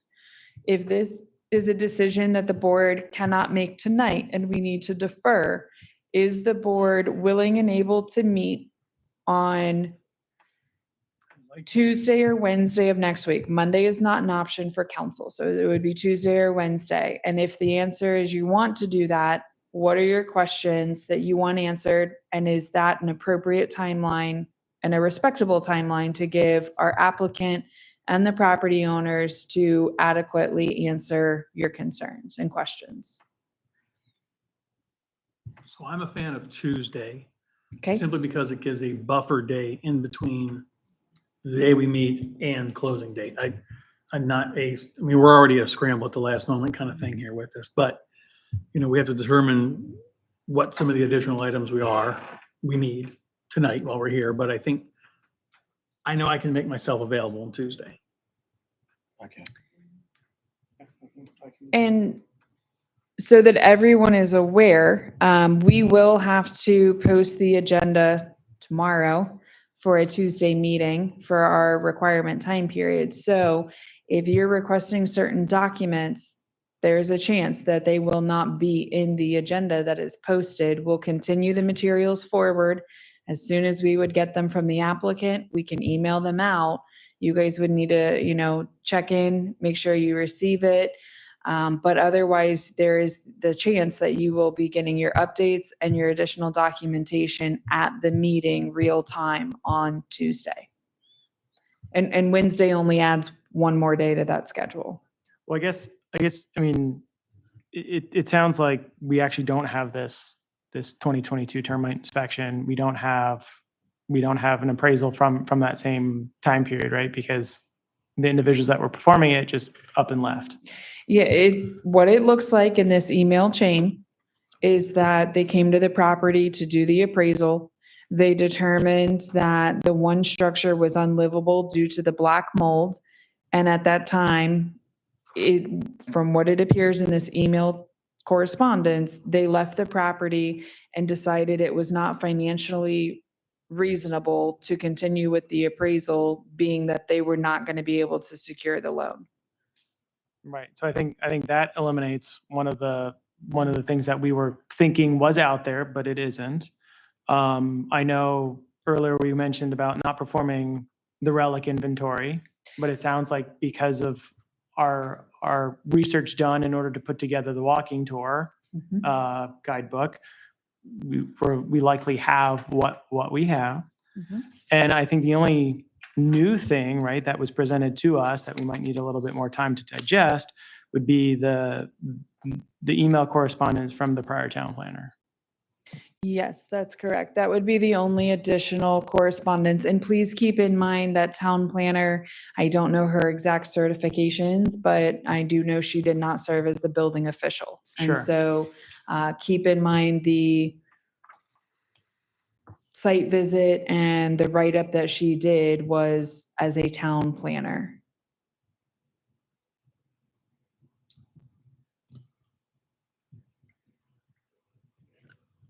I know it's coming up on 9 o'clock. If you guys wanted to take a 10 to 15-minute recess to just sit with the documents and take a moment, we can respect that. And that way you have a quiet moment to review if you think that that will get you any further tonight. Or if you just want to come back and have a little bit more time to sit on it and digest it, that's also acceptable.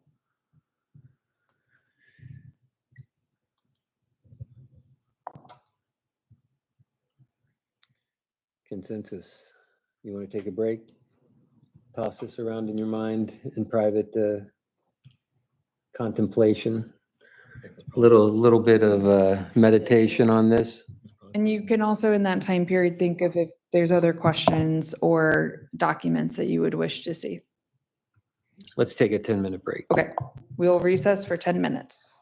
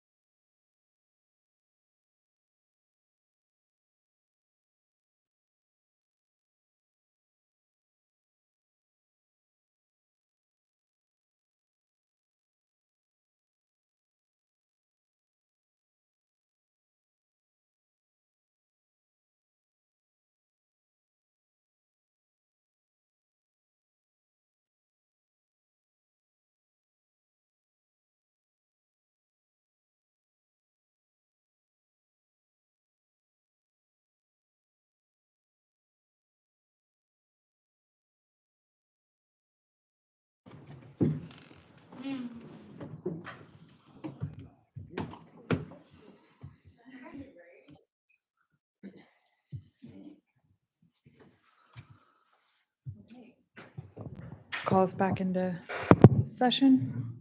Okay, let's get this meeting rolling. Let's end recess. So we'll move forward. So following our recess, is there a consensus on the dais this evening to proceed forward with a decision tonight? During the recess, I talked with people one-on-one, got a consensus that we are willing to move forward with the proposal that we put together. Okay, and I do have some draft motions here in front of me that I can read in. And is there any final discussion at this time prior to reading in a motion? And is there a straw vote of the motion one way or the other? Straw vote after you reveal the motion, or a true vote? What do you mean by the straw vote? Sorry. Is the intent to move forward with a motion for demolition or a motion to deny the demolition? And then that can give me the go ahead to read which motion I have prepared. Okay. During recess, like I said, we talked one-on-one with a strategy. We understand the burden that the present property owner has, and the conditions that are too restrictive for the proposed property owner to have to adapt or adjust or process to go through our processes, right? Right. Um, we like the investment that they've done with our willing warriors and feel that that's a good sign and less risky for us that they will want to contribute to us in town. We feel that if we do lay down the building, that there is less risk to us on getting something that won't be representative of the previous building, working with them because of what we've seen with their contribution with the Willing Warriors and everything else. So I think we want to go with the acceptance of the SEOA. Okay. With that, I will read out a draft motion. And if the board is ready for that draft motion to be accepted, one of you on the board will say so moved. Then somebody will second the motion, and then the floor will open up for discussion of the motion if there is any. If you have any friendly amendments, it is lengthy, take a little note, but you can make a friendly amendment to the motion after somebody has seconded the motion. If it is not a motion that the board is willing to entertain, it can be rejected and we can make edits to it and rediscuss. Okay? Mhm. I move the Haymarket Architectural Review Board approve COA ZP 2025-0703, the request to demolish the structure at 14841 Washington Street, the garage structure at 6802 St. Paul Drive, and the accessory shed structure on site, subject to the following discussions and findings for approval. The application is inconsistent with the stated purpose and intent of the Old and Historic Haymarket Overlay District. The subject building, built prior to the 1950s, is designated a historic local building within the town of Haymarket. The purpose of the Old and Historic Haymarket District Overlay is to identify, preserve, and enhance buildings and structures with historical, cultural, and architectural significance to the town. The zoning ordinance further defines a historic building as any structure that is designated as a contributing resource or structure by the town's comprehensive plan or similar land use policies. The application is inconsistent with the Town of Haymarket Comprehensive Plan per Table 16 of the Plan Historic Building Inventory. 14841 Washington Street, historical name Watts House, circa 1900s, is designated historic and worthy of protection in the Town of Haymarket. The plan states historic structures are important because they contribute to the town's sense of place and provide tactile lessons on the cultural influences of the community. Per the Towns of Haymarket's research, the structure known as the former Rector home, also commonly known as the Watts home, was built in the early 20th century, likely with the intention of being used as a residential and commercial site. It is representative of the architecture found in Haymarket at the turn of the century. It is a two-story frame T-plan structure. It features a hipped roof front porch with decorative wrought iron and a concrete poured pad that at some point replaced the original supports. A standout feature of this structure are its windows. Note the 2/2 sash windows flanked by the 1/1 windows in the bay. Per the demolition review standards outlined in the zoning ordinance, demolition of this historic resource will impact the historic integrity of the site and the overall integrity of the historic district of the historic resource it is located in. Based on the inhabitable condition of the building, the financial burden and the rehabilitation based on the inhabitable condition of the building, the financial burden of the rehabilitation of the structure, and the inability to secure a loan for the property with the structure in its current condition, the board moves to demolish the structure as accordingly. And further, I move that the board work with the applicants, the Dominic family, and the Watts family to identify and document the history of the structure, the history of the Watts family in the town of Haymarket over the past 70 years, and other historical information regarding the site in the form of an oral history interview and full photographic documentation. And I further recommend the Dominic family work with staff to identify important elements of this structure that may be included in the future designs of the structure on site to further celebrate the history of the Watts House and Haymarket as it sits today.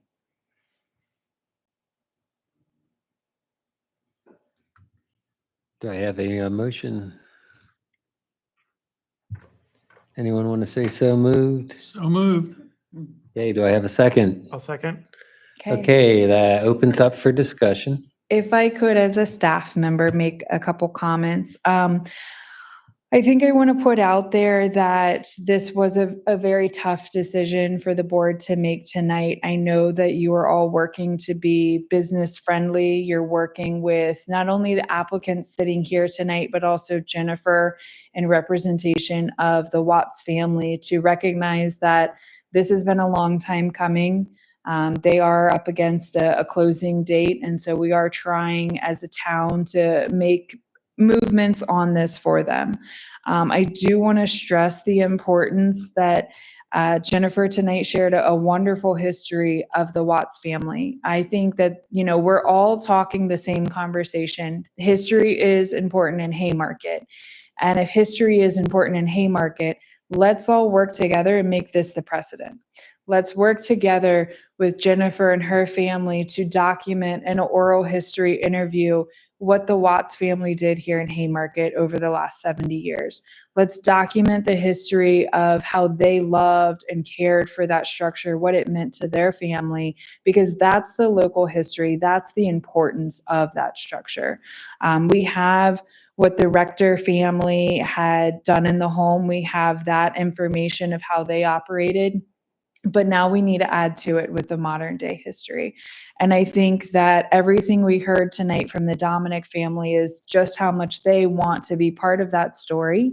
And the history doesn't necessarily stop with the building. It continues with the land. And so I think the town of Haymarket has a really unique opportunity here to partner with the Dominic family and really make this come to fruition and make this history and this pivotal moment for how we treat some of our applications and what a new standard can be going forward. So I hope that the applicants, everyone here tonight, takes it into consideration that we want to document the oral history.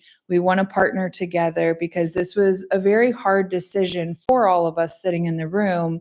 But we all collectively stand with history is important to Haymarket, so let's document it. Thank you. Anybody have comments or any friendly amendments that they would like to make or anything? I was just gonna say real quickly that I hope that 100 years from now that they're talking about the Dominic family structure and how the history that was created and how we built onto that. So, you know, look forward to working with you guys.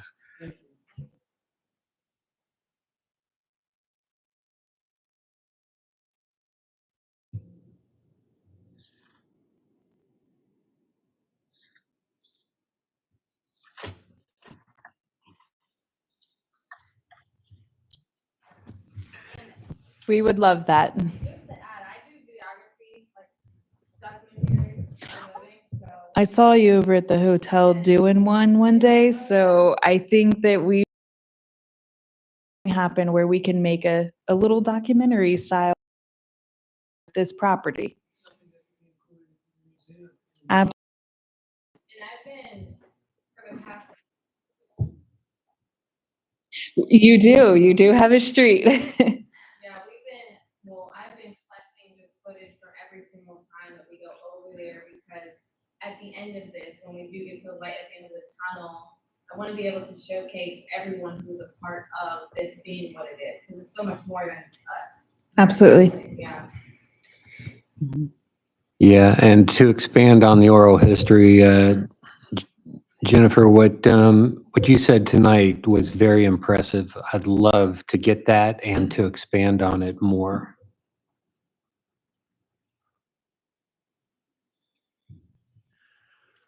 But I think everything, in my opinion, was captured in the motion. Okay. If there's no further comments or discussion, we'll put it up for a roll call vote. Corbin, Aye. Apicella, Aye. Chuck Mason, Aye. Joanna Mason, Aye. Morrison. Aye. Okay. Motion carries. So thank you, everyone. I will be in touch with everybody here tonight on kind of next follow-up steps, and we will go from there. Thank you guys very much for a little bit longer, but thank you for staying. Thank you, Jennifer. We appreciate you joining us from afar.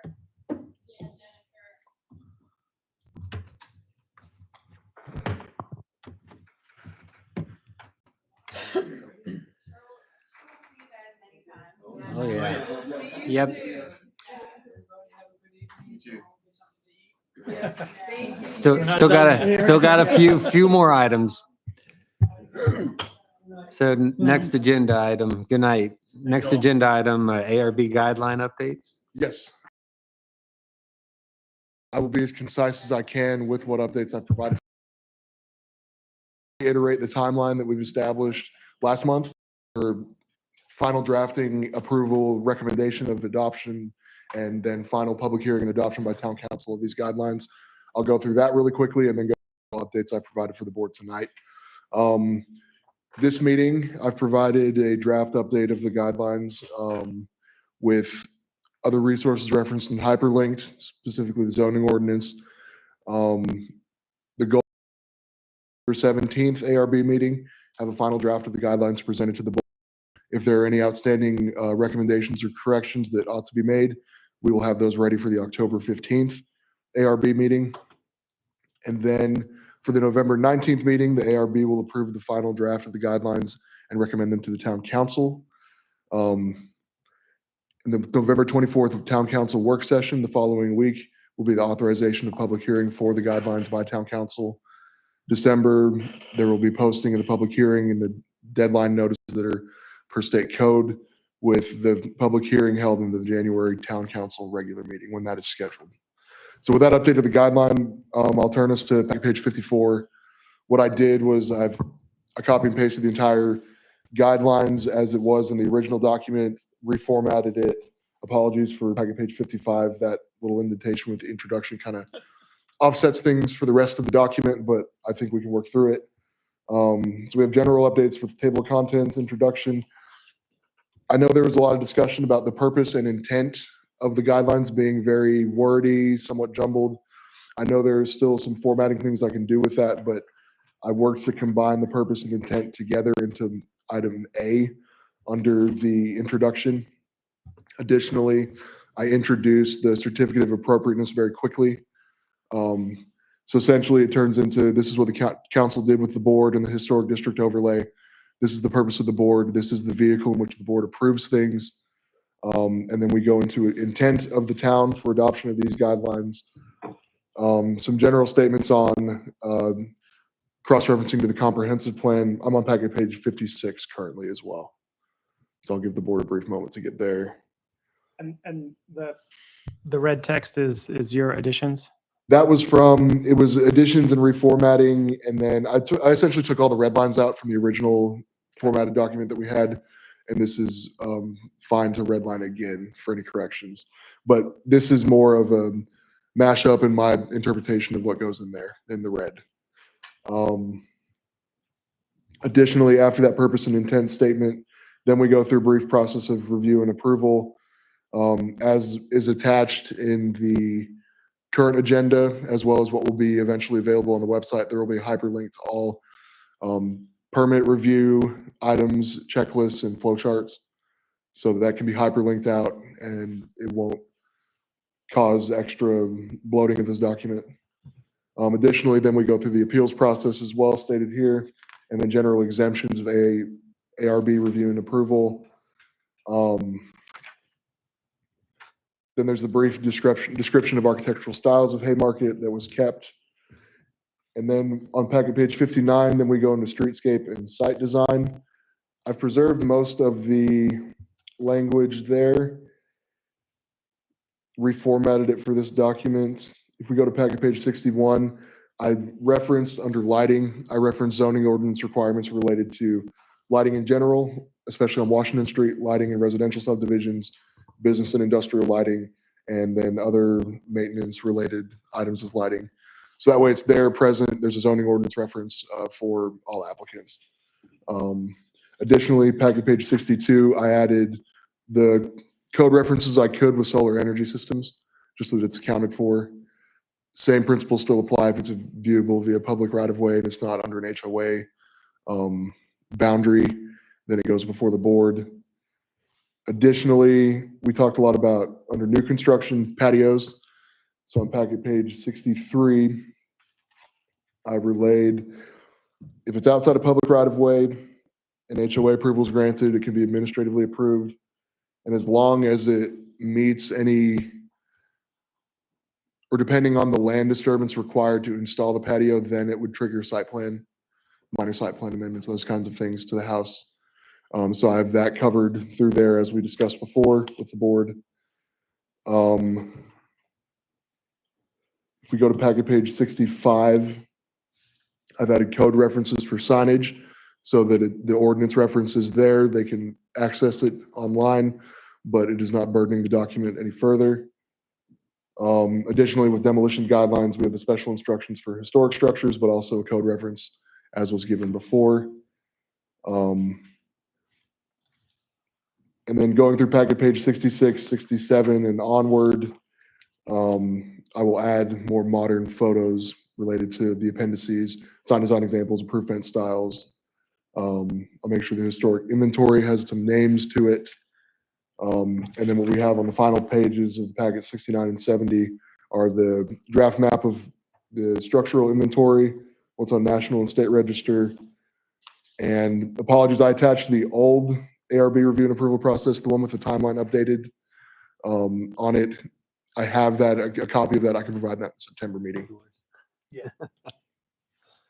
Those are the general updates I have for the board tonight related to the drafting of the guidelines. I know it is very late. I'm open to any comments right now. Because this is not an approved document either, we can have email back and forth through September as I prepare for the agenda as well.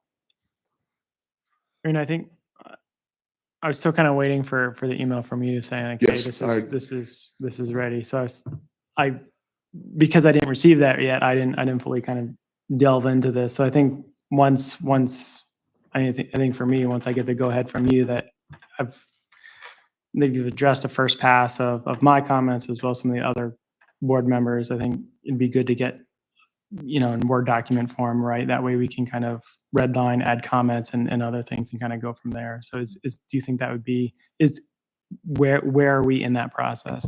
I can forward you this document tomorrow Okay. morning. Okay. And then have it accessible to all board members, and then that way we can redline it immediately. Okay. And the final draft will be ready for September. That's right. So with point is, with these updates and with our time constraints tonight, I can forward you that document tomorrow, and then we can be on that process. Any questions for Thomas? No. As directed, yes, as discussed. Okay.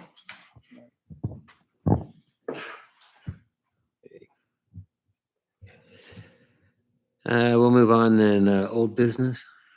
The main item of old business I have, this was part of a town council update. I have two items actually related to council updates. What we did, we prepared as staff overall land use updates for the town council. Included in that was, and what I'll talk about in particular tonight is related to Lidl and the Blight Drive, Magnolia Crossing townhomes, whose exterior elevations you approved earlier this year. For Lidl, there is a new for sale sign up. So I've confirmed that per planning commission request. I was gonna ask about Yeah, that. sure, available. Land available. So that started with, there was the original for sale sign. We sent out some compliance notices related to grass overgrowth. As they mowed the grass and took care of some of the E&S measures, that sign went up as well. Yeah. So that's the one update. So I know that they had an approved site plan. They were going to come in for signage at some point, but that was late 2022, early 2023. So I'll keep the board updated on whatever happens with that particular site. Regarding the Blight Drive townhomes and Magnolia Crossing homes, I've attempted to make contact with the builders. Since the site plan has been approved, we're still working on getting a response from them.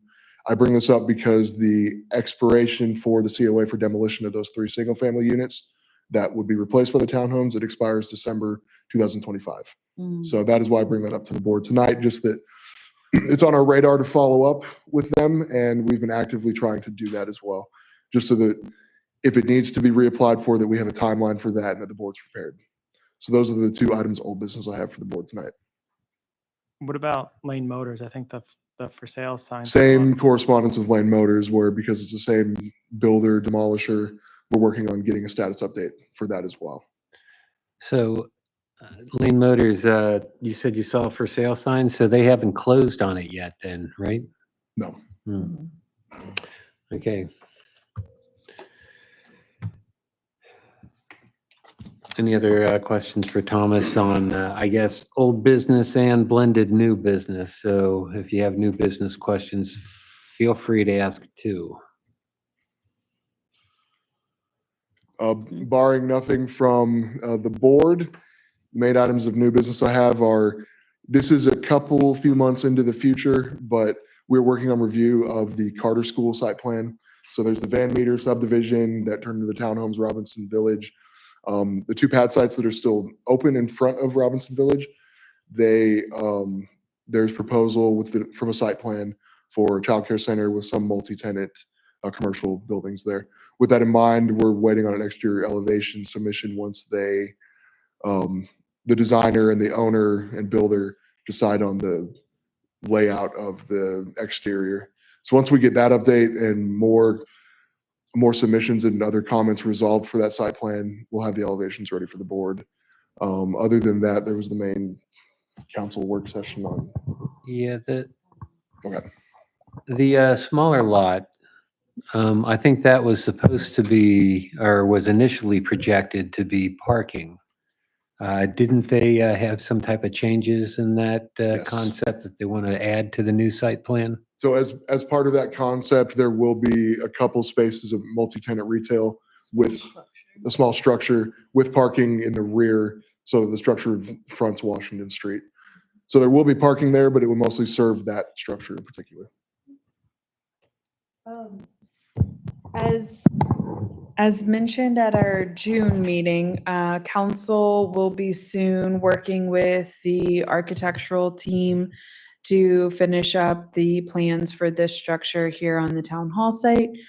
So I am going to be encouraging the town council to be setting a joint work session with the ARB to go over the exterior elements of the town hall building. So I'm hopeful that we could be doing that as early as probably November, just based on how the contract's gonna play out and funding and everything. I thought there was something for the 25th. Originally, there was going to be, but things did not move as fast with the third party. So we won't need you on the 25th. If you have that date marked out, we did not get that going. Well, to save the date, so I Yeah, saved the no, I date. know, Me it too, I could, do it could either. probably happen in October, so long as we don't have Haymarket Day conflicts. It could probably happen that month.